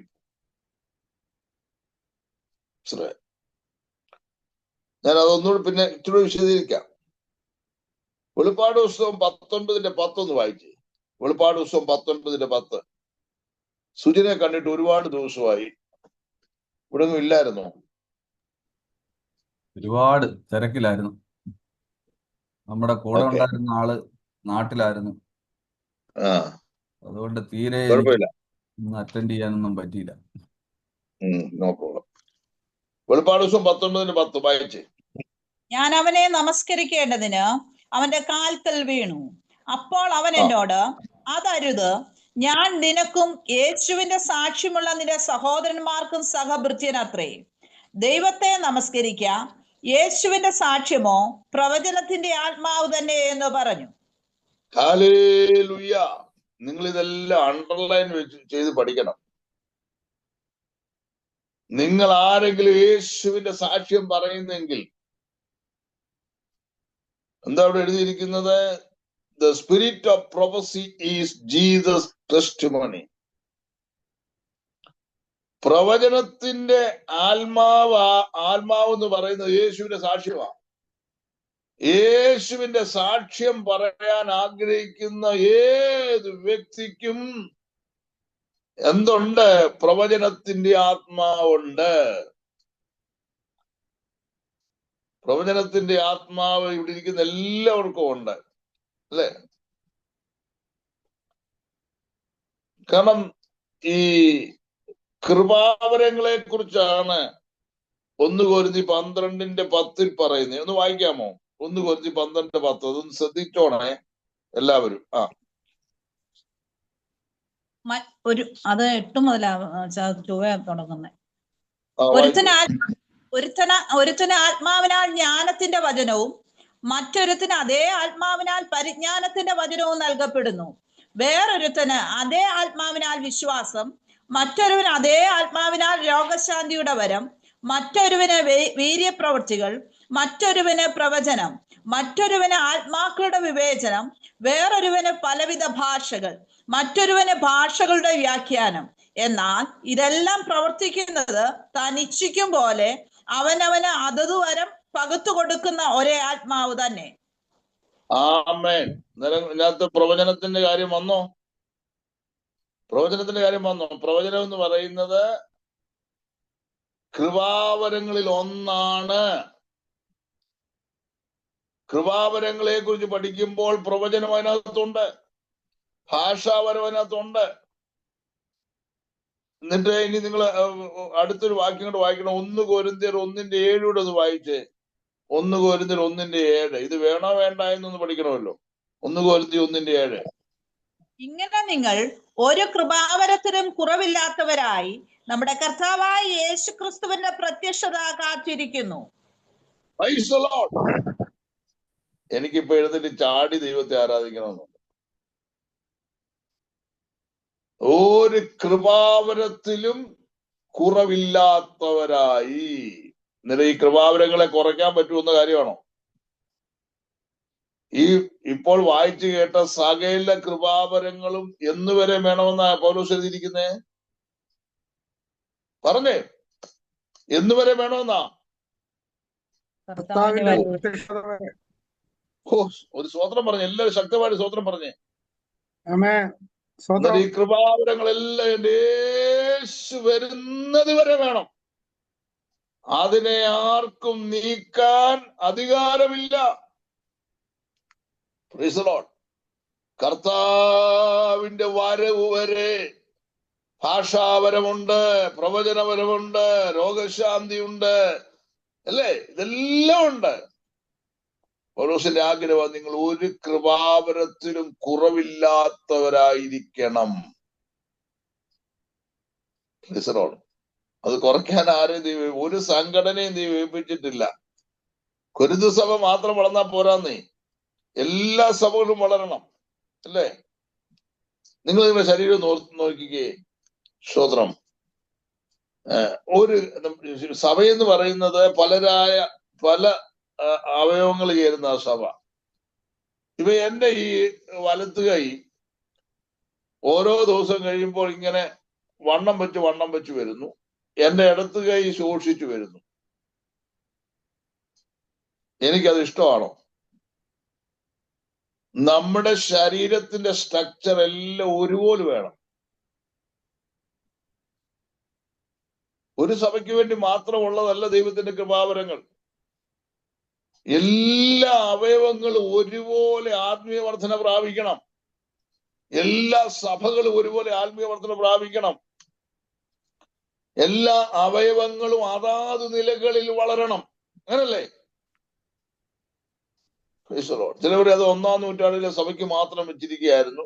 അങ്ങനെ വല്ല പരിപാടി ഉണ്ടോ? അങ്ങനൊന്നും എഴുതിയിട്ടില്ലല്ലോ. സ്തോത്രം.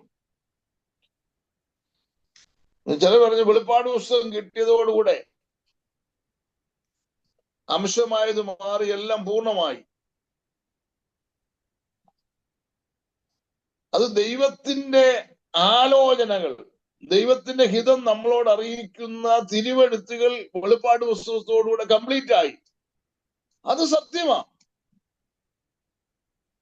എന്നാൽ അതിനകത്തൊരു മറഞ്ഞെടുക്കുന്നൊരു യാഥാർത്ഥ്യമുണ്ട്. 1 കൊരിന്ത്യർ 13:12 വായിക്കുക, എന്നിട്ട് അത് മനസ്സിലാവും. 1 കൊരിന്ത്യർ 13:12.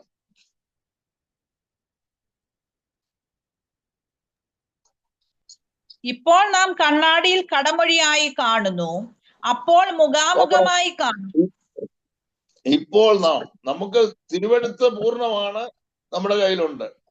അംശമായി വന്നു, പൂർണ്ണമായി വരുമ്പോൾ അംശമായി നീങ്ങിപ്പോവും. ഇതൊക്കെ അംശമായതായിട്ടാണ് ചിലർ പഠിപ്പിക്കുന്നത്. പക്ഷെ അങ്ങനല്ലത്. കാരണം നമ്മൾ ഇപ്പോൾ കണ്ണാടിയിൽ കാണുന്നത് പോലാണ് സ്വർഗീയ കാര്യങ്ങളും കർത്താവിനെ കുറിച്ചും എല്ലാം നമ്മൾ കണ്ടുകൊണ്ടിരിക്കുന്നത്. പൂർണ്ണമായിട്ട് ഫേസ് ടു ഫേസ് അല്ല നമ്മൾ കാണുന്നത്, അങ്ങനല്ല നമ്മൾ അറിയുന്നത്. ദൈവത്തിന് സ്തോത്രം. സ്വർഗീയ കാര്യങ്ങൾ നമ്മൾ ഒരിക്കലും നേരിട്ട് കാണുന്നില്ല, അത് നേരിട്ട് കാണും.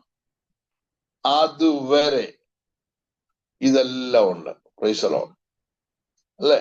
നമ്മുടെ കർത്താവിനെ നേരിട്ട് കാണുന്നത് വരെ എല്ലാ കൃപാവരങ്ങളും ദൈവസഭയ്ക്കുണ്ട്. മനസ്സിലായോ? സ്നാനപ്പെടാൻ വേണ്ടി 1-ാം നൂറ്റാണ്ടിൽ പത്രോസിന്റെ പ്രസംഗത്തിൽ സ്നാനപ്പെട്ട ദൈവമക്കളോട് എന്താ പറഞ്ഞത്? സ്നാനപ്പെടുന്നതിന് മുമ്പ് സഹോദരന്മാരെ, പത്രോസിനോട് ശേഷം അപ്പോസ്തലന്മാരോടും കുറച്ചുപേര് വന്ന് ചോദിച്ചില്ലേ, ഞങ്ങൾ എന്തോ ചെയ്യണമെന്ന് ചോദിച്ചില്ലേ?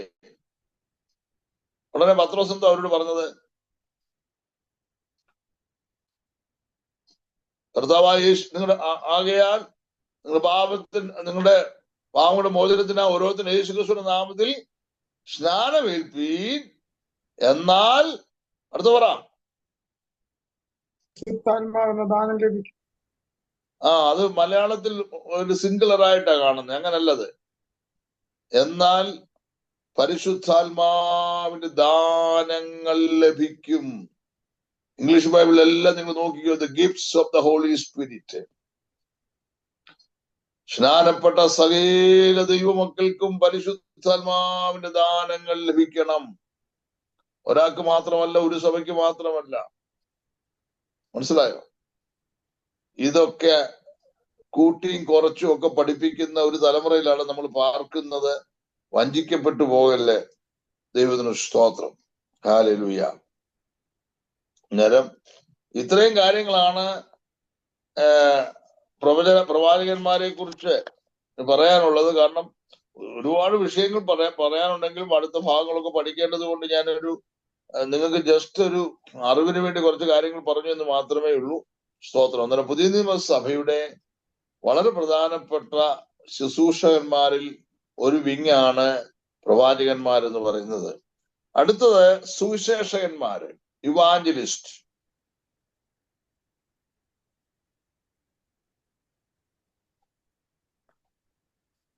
ദൈവകൃപ പ്രാപിച്ചവരും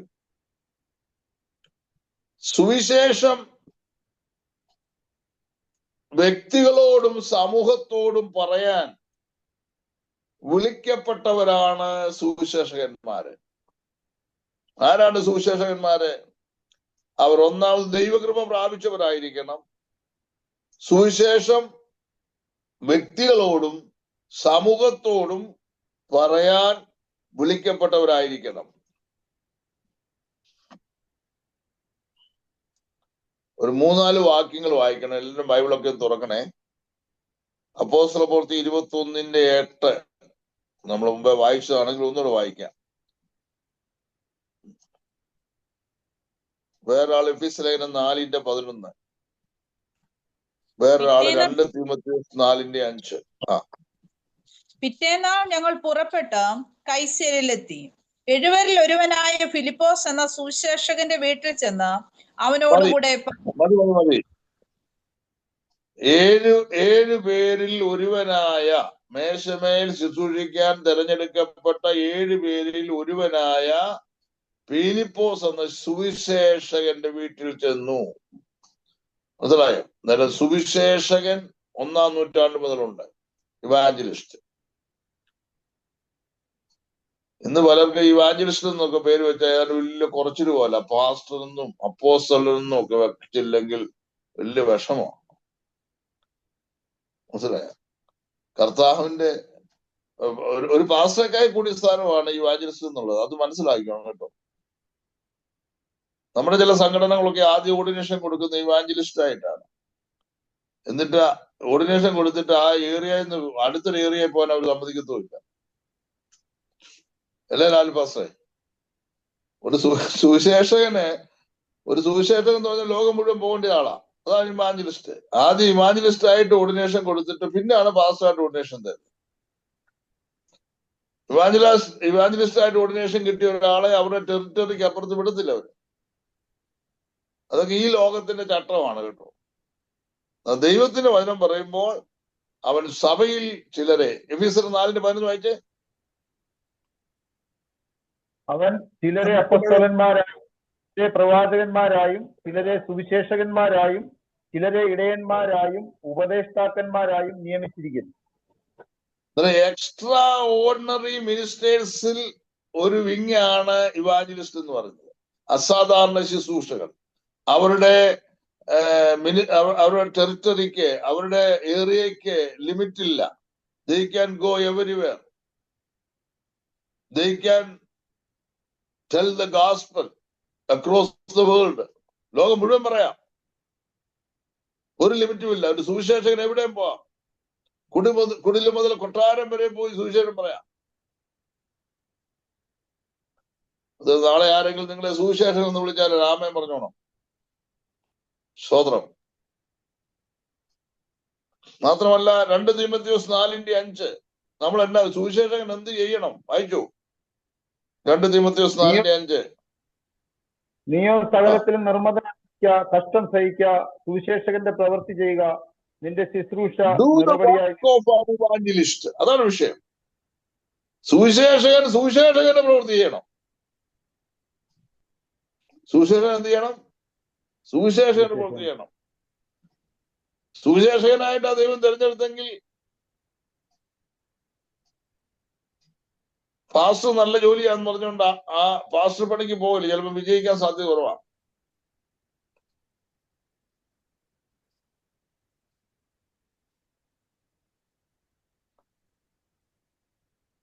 ഫിലിപ്പോസിന്റെ വീട് സുവിശേഷം അറിയിക്കുന്ന പിതാവുള്ളൊരു വീടായിരുന്നു.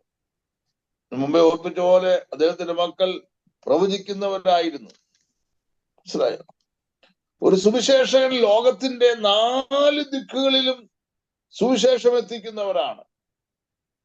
സുവിശേഷം എന്ന് പറഞ്ഞാൽ എന്തുവാ? Good news. നല്ല വിശേഷം, good news. North, east, west, south അല്ലേ? വടക്കും കിഴക്കും പടിഞ്ഞാറും തെക്കും ഒക്കെ യേശുവിനെ കുറിച്ച് പറയുന്നവനാണ് സുവിശേഷകൻ. കുറെ വർഷങ്ങൾക്ക് മുമ്പ്, എന്റെ ഓർമ്മ ശരിയാണെങ്കിൽ 87 തോന്നുന്നു, 1987 മാസ്റ്റർ പോൾ ഗോപാലകൃഷ്ണൻ നിങ്ങൾക്കൊക്കെ അറിയാം. ഞങ്ങളുടെ അടുത്ത സഭയിൽ ശുശ്രൂഷിക്കുകയും ഞങ്ങളുടെ വീടുമായിട്ടൊക്കെ ഒത്തിരി അടുത്ത് ഇടപഴകുന്ന ഒരു ദൈവാസനായിരുന്നു. ഒരിക്കൽ ഞാൻ ആ ദൈവാസനോട് ചോദിച്ചു, ഈ കൺവെൻഷൻ പ്രസംഗകരാകാനാണ് ഇന്ന് പലരും താല്പര്യപ്പെടുന്നത്. എന്തുകൊണ്ടാണ് പാസ്റ്റർ ഈ കൺവെൻഷൻ പ്രസംഗത്തിന് കൂടുതൽ താല്പര്യം കാണിക്കുന്നത് ഞാൻ ചോദിച്ചു.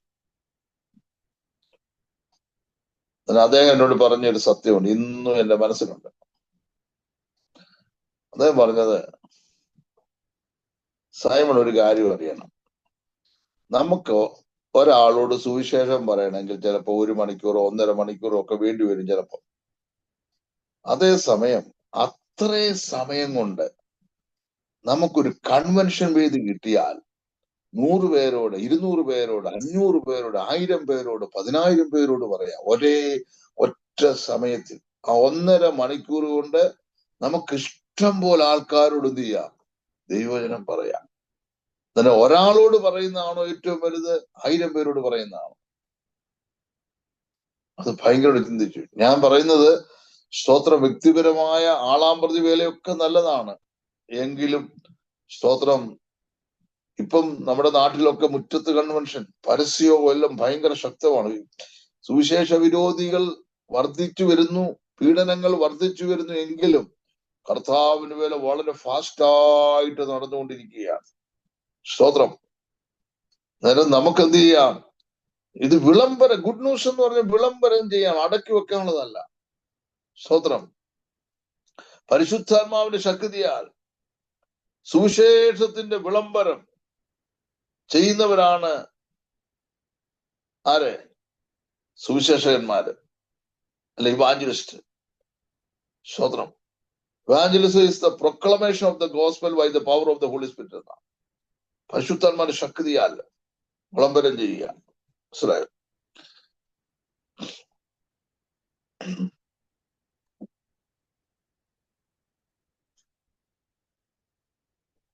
അന്നേരം നമ്മളിപ്പോൾ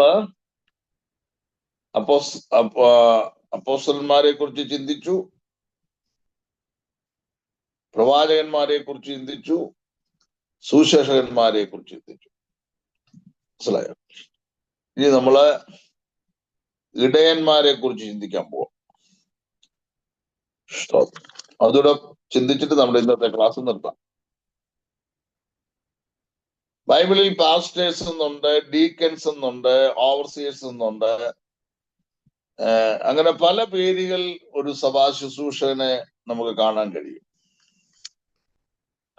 A pastor is a leader in a Christian church who provides a spiritual guidance and support to a congregation.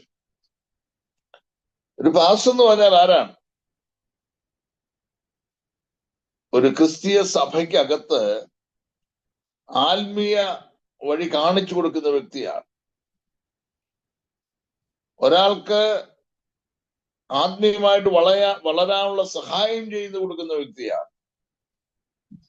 He is the leader of the churches. ദൈവസഭയുടെ നേതാവാണ് ആ വ്യക്തി, അല്ലേ? നിങ്ങൾക്കറിയാമോ what are the duties of A pastor? ഒരു pastor duty എന്നാ? എന്തൊക്കെയാണ് ഒരു പാസ്റ്റർ ഡ്യൂട്ടി? പാസ്റ്റർമാരായിരിക്കുന്നവരെങ്കിലും പറ.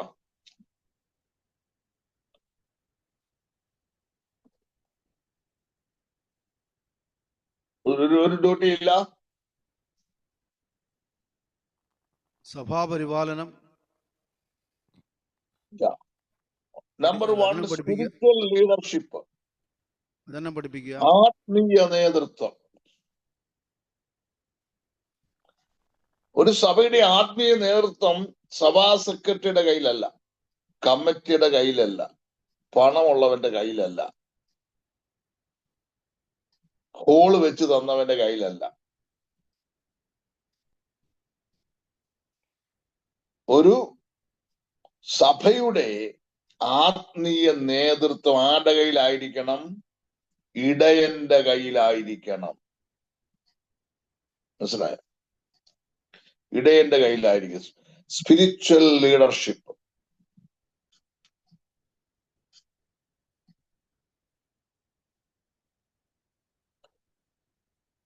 നമ്പർ 2,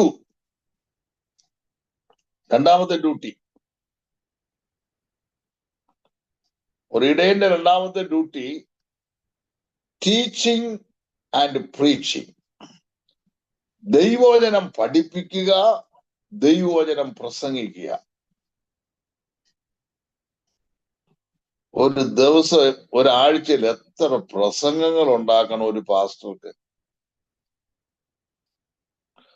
ഒരു ഇവാഞ്ചലിസ്റ്റിനാണെങ്കിൽ യേശുവിന്റെ ജനനം, മരണം, ഉയർത്തെഴുന്നേൽപ്പ്, വീണ്ടും വരവ്, രക്ഷിക്കപ്പെടേണ്ട ആവശ്യം ഇത്ര മാത്രം പഠിച്ചു വെച്ചാൽ മതി. ഒറ്റ സ്ട്രക്ചറേ ഉള്ളൂ ഒരു ഇവാഞ്ചലിസ്റ്റിന്. കൺവെൻഷൻ പ്രസംഗങ്ങൾക്ക് മാക്സിമം ഒരു 10 കൺവെൻഷൻ ഉണ്ടെങ്കിൽ ഒരു 10 വർഷം സുഖമായിട്ട് ഓടാം.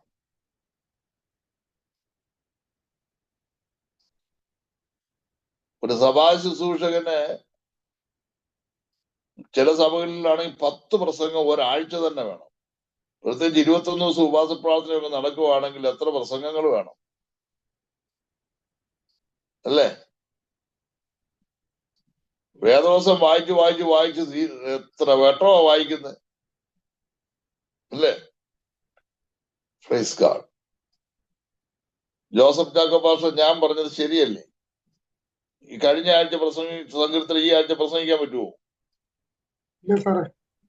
കോട്ടേജ് മീറ്റിംഗ് പ്രസംഗം സഭായത്തിൽ പ്രസംഗിക്കാൻ പറ്റുമോ? ഇല്ല. അങ്ങനെ 2 പ്രാവശ്യം പ്രസംഗിച്ചു. വിശ്വാസികൾ പറയും പാസ്റ്റർക്ക് ഇപ്പൊ ഇത് മാത്രമേ ഉള്ളൂ എന്ന് പറയും. നന്നായി പഠിച്ചുകൊണ്ടിരിക്കുന്നത്. അതുകൊണ്ട് ഏറ്റവും ഭയങ്കര കട്ടിയുള്ളൊരു ജോലിയാണ് ഇടയ ശുശ്രൂഷ എന്ന് പറയുന്നത്. അതറിയാവുന്നവർക്ക് അറിയത്തുള്ളൂ. ഏറ്റവും കൂടുതൽ മെന്റൽ ടോർച്ചറിങ് സഭാ ശുശ്രൂഷയില്ല. കാരണം പലരും ഒരു ശുശ്രൂഷനെ അവരുടെ പാളയത്തിനകത്ത് നിർത്താൻ നോക്കും. അടുത്ത കുടുംബം അങ്ങനെ നോക്കും. അങ്ങനെ 10 കുടുംബം ഉണ്ടെങ്കിൽ 20 കുടുംബം ഉണ്ടെങ്കിൽ, ഞാൻ കഴിഞ്ഞ ദിവസം പറഞ്ഞൊരു കാര്യം ചെയ്തു, ഓരോ കുടുംബത്തിനും ഓരോ പാസ്റ്റർമാരെ വരുത്താൻ പറഞ്ഞു. വേറെ വഴിയാൻ നോക്കിയിട്ട് കാണുന്നില്ല അല്ലേ? ഓരോ കുടുംബത്തിനും ഓരോ പാസ്റ്റർമാരെ വരുത്തിക്കൂ, ഒരു വിഷയം തീരുമല്ലോ.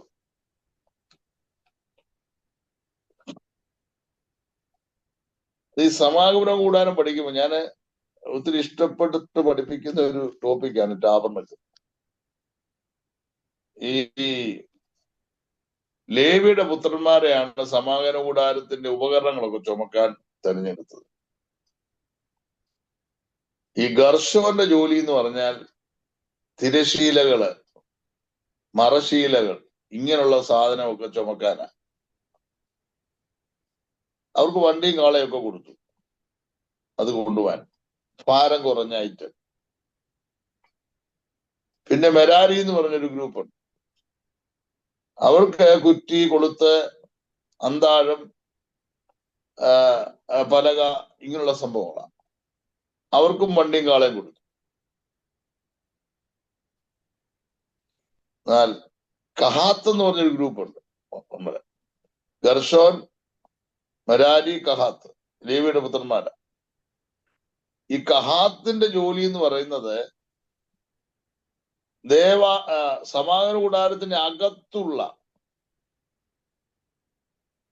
യാഗപീഠം, താമ്രത്തൊട്ടി, കാഴ്ചയപ്പത്തിന്റെ മേശ, നിലവിളക്ക്, ധൂപപീഠം, പിന്നെ നിയമപെട്ടകം, കൃപാസനം, ഈ ആലയത്തിലെ വിലയേറിയ ഉപകരണങ്ങളെ സൂക്ഷിക്കുക, അതിനെ ചുമലിൽ വഹിക്കുക. ഇതാണ് ഒരു ജോലി. മറ്റുള്ളവർക്കെല്ലാം വണ്ടിയും കാളയും ഒക്കെ കൊടുത്തപ്പോ കഹാത്യർക്കോ വണ്ടിയുമില്ല, കാളയില്ല, ഒന്നും. ഒരു സപ്പോർട്ടും ഇല്ല പാസ്റ്റർമാർക്ക്. ഇല്ലേ ജോസഫ് പാസ്റ്റർ? ഒന്നുമില്ല. മെരാരിർക്ക് സപ്പോർട്ടുണ്ട്, ഗർഷോന് സപ്പോർട്ടുണ്ട്. സപ്പോർട്ട് ഇല്ലാത്ത ആർക്കാ? സപ്പോർട്ടില്ല. ഇന്നും അത് തന്നെയാണ് നമ്മൾ കണ്ടുവരുന്നത്. കട്ടിപ്പണി മുഴുവൻ കഹാത്യർക്കാം അല്ലേ? ഒരു ഇവാഞ്ചലിസ്റ്റിന് ഒരു ഫാമിലി പ്രോബ്ലം തീർക്കാൻ പോകേണ്ട കാര്യമില്ല. ഒരു പാസ്റ്റർക്കോ പോണോ വേണ്ടായോ? യെസ്. ഭയങ്കര ടെൻഷനുള്ള ഒരു ജോലിയാണ് ഇടയ ശുശ്രൂഷ എന്ന് പറയുന്നത്. സ്തോത്രം. നമ്മള് നാട്ടിൽ പറയത്തില്ലേ, പൊന്നുകൊണ്ട് പുളിശ്ശേരി വെച്ചാലും നമുക്ക് കിട്ടുന്നത് നിന്ന മാത്രമേ ഉള്ളൂ. കുറെ നാളുകൾക്ക് മുമ്പ് കർത്താവിന്റെ വേലയ്ക്കൊക്കെ വിളിച്ച് ശുശ്രൂഷയിലൊക്കെ നാട്ടിൽ ഞാൻ 15 വർഷം സഭായാറിൽ നിന്ന ഒരു ദിവസം ഞാൻ ദൈവസന്നിധിയിൽ ഇങ്ങനെ അങ്ങ് പ്രാർത്ഥിച്ചു, കർത്താവേ, എന്തുകൊണ്ടാണ് ഈ വിഷയമൊക്കെ ഉണ്ടായി വരുന്നത്? ഇങ്ങനത്തെ ഒരു ശുശ്രൂഷയാണോ സഭാ ശുശ്രൂഷ എന്ന് പറഞ്ഞ് ഇങ്ങനെ പ്രാർത്ഥിച്ചപ്പോ കർത്താവിന്റെ കാതിൽ മന്ത്രിക്കുകയാണ്,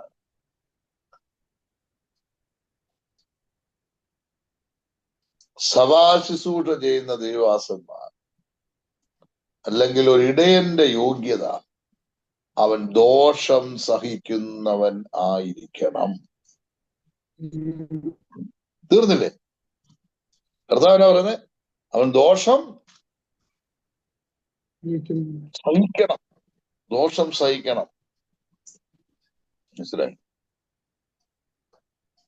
ഒന്ന്, ആത്മീയ നേതൃത്വം ഒരു പാസ്റ്റർ കയ്യിലാണ്. സ്തോത്രം. ചിലർ അംഗീകരിക്കുകയില്ല. പക്ഷെ ദൈവം ഒരു സഭയുടെ, എഫെസോസിലെ സഭയുടെ ദൂതൻ എഴുതുക എന്നല്ലേ, എഫെസോസ് സഭയുടെ സെക്രട്ടറിക്ക് എഴുതുക എന്നാണോ വെളിപ്പാട് പുസ്തകത്തിൽ നമ്മൾ വായിക്കുന്നത്? സ്മുർന സഭയിലെ കമ്മിറ്റി മെമ്പേഴ്സിന് എഴുതുക എന്നാണോ?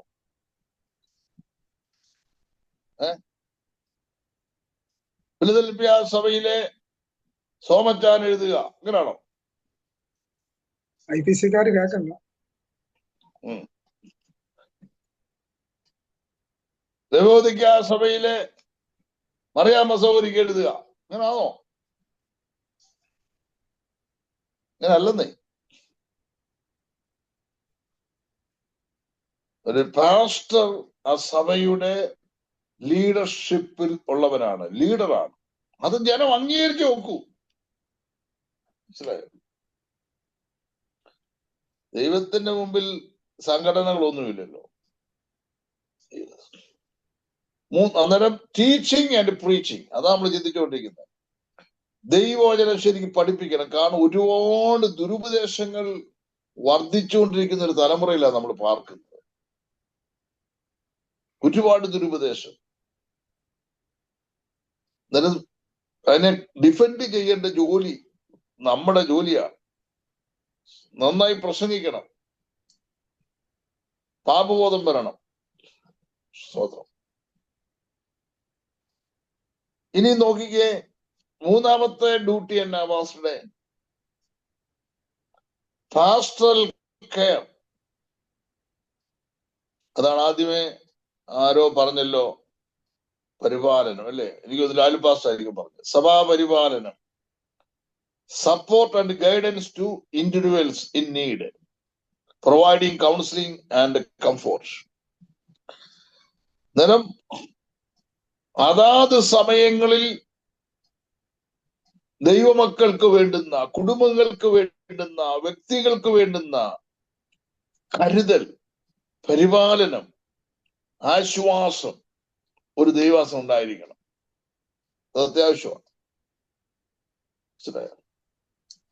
ദൈവമക്കളുടെ നന്മ ദൈവദാസൻ അനുഭവിക്കുമ്പോൾ തിരിച്ചവരെ അതുപോലെ കെയർ ചെയ്യുവാൻ, മാനിക്കുവാൻ, സ്നേഹിക്കുവാൻ, കരുതുവാൻ, ആരും അറിഞ്ഞില്ലേലും അവർക്ക് വേണ്ടി രഹസ്യത്തിൽ ഒന്ന് പ്രാർത്ഥിക്കുവാൻ, ഓർക്കുമ്പോൾ കരമുയർത്തിയൊരു സ്തോത്രം ചെയ്യാൻ, അതിനൊക്കെ വിളിക്കപ്പെട്ടവരാണ് നമ്മളൊക്കെ. സ്തോത്രം. തീർന്നില്ല. നാലാമത്തെ ഡ്യൂട്ടി എന്നാ? ലീഡിങ് വർഷിപ്പ്, ആരാധന നയിക്കുക. ഒരു ചർച്ചിൽ കൊയർ കാണും.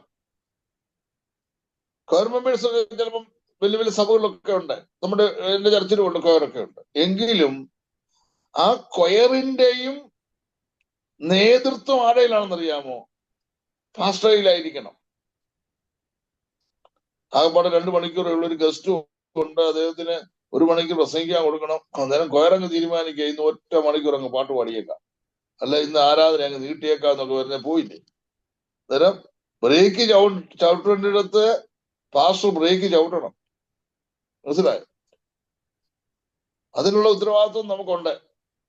ഹി ഓവർസീസ് ചർച്ച് സർവീസ്, സഭയുടെ എല്ലാ ശുശ്രൂഷകളും നോക്കി നടത്തുന്നത് ഒരു പാസ്റ്ററാണ്. ലീഡിങ് വർഷിപ്പ്, ആരാധന നിയന്ത്രിക്കുക. അതുപോലെ തന്നെ ചർച്ച് അഡ്മിനിസ്ട്രേഷൻ പാസ്റ്റർ കയ്യിലായിരിക്കണം. അതായത് ചർച്ച് അഡ്മിനിസ്ട്രേഷൻ, പാസ്റ്റർ എന്ന് പറയുന്നത് ഒരു പ്രസിഡന്റ് കൂടിയാണ്. Managing all believers committee and other staffs എല്ലാവരും എന്ത് ചെയ്യണം? മാനേജ് ചെയ്യണം. അതൊരു ദേവദാസന്റെ ഡ്യൂട്ടിയാണ്. സ്തോത്രം. ഇന്നങ്ങോട്ട് മാനേജ് ചെയ്യാൻ ചെന്നാ മതി. എന്ത് എളുപ്പമാണെന്നറിയാം. ഇങ്ങോട്ട് നമ്മളെ മാനേജ് ചെയ്യും.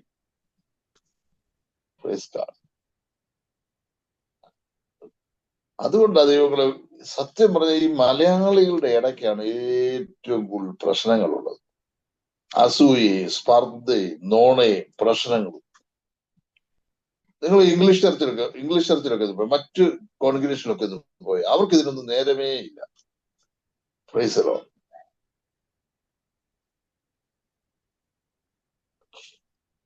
നമ്മുടെ മലയാളികളായ പലർക്കും ഒരു മാനസാന്തരം ഉണ്ടാകാൻ നമുക്ക് പ്രാർത്ഥിക്കാം. സ്തോത്രം. ഇനി 6ാമത്തെ ഡ്യൂട്ടി എന്നാ? Community outreach, propagating the gospel and support the people who are in need.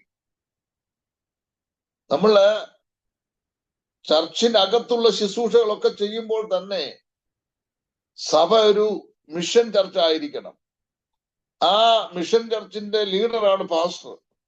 പുറത്ത് ഔട്ട്റീച്ചിന് പോകണം, പരസ്യം നടത്താനോ അതിനൊക്കെയുള്ള ഉത്സാഹമുള്ളവരായിരിക്കണം. ഉത്സാഹത്തിൽ മടുപ്പില്ലാതിരിക്കണം. പിന്നെ നമ്മള് പൊതുവിൽ നിൽക്കുമ്പോൾ അത്യാവശ്യങ്ങളുള്ളവരൊക്കെ ഉണ്ട്. അതിനകത്ത് ജാതിയോ മതമോ വർണ്ണമോ ഒന്നും നമ്മൾ നോക്കാൻ പാടില്ല. ഹെൽപ്പ് ചെയ്യേണ്ട വ്യക്തികളുണ്ട്. നമ്മളൊരു സമൂഹത്തിലാണ്, ഒരു കമ്മ്യൂണിറ്റിയിലാണ് ജീവിക്കുന്നത്. ഭക്ഷണമില്ലാത്തവർക്ക് ഭക്ഷണം കൊടുക്കണം.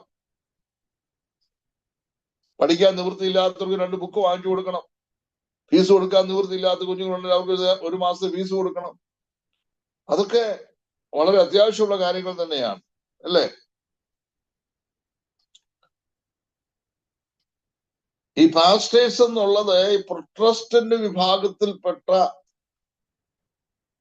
സഭകൾ അവരുടെ ലീഡേഴ്സിന് കൊടുക്കുന്ന പേരാണ് പാസ്റ്ററുടെ.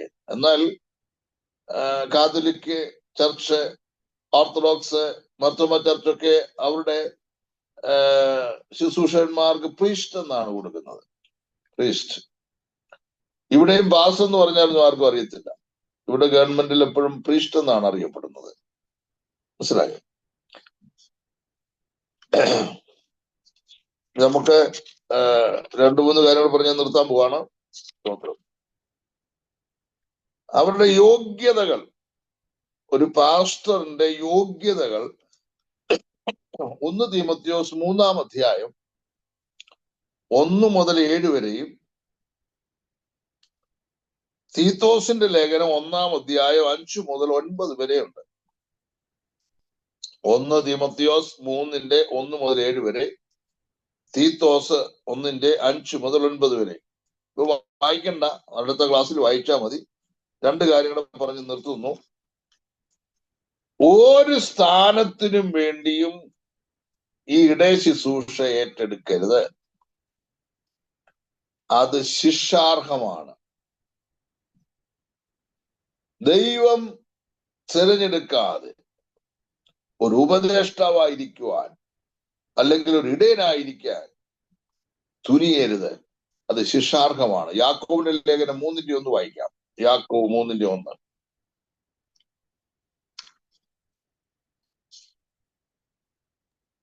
സഹോദരന്മാരെ, അധികം ശിക്ഷാവധി വരുമെന്നറിഞ്ഞ് നിങ്ങളിൽ അനേകർ ഉപദേഷ്ടാക്കന്മാരാകരുത്. നോക്കിക്കേ, എത്ര കർശനമായൊരു ദൂതാ തന്നിരിക്കുന്നത്. ഇതൊരു വാണിംഗ് അല്ലേ? സഹോദരന്മാരെ, അധികം ശിക്ഷാവധി വരുമെന്നറിഞ്ഞ് നിങ്ങളിൽ പലരും ഉപദേഷ്ടാക്കന്മാരാകരുത്. മനസ്സിലായോ? ഇത് പാസ്റ്റ് എങ്ങോട്ടേലും ഒന്ന് പോകാനിരിക്കുകയാണ് സഭ അടിച്ചെടുക്കാൻ.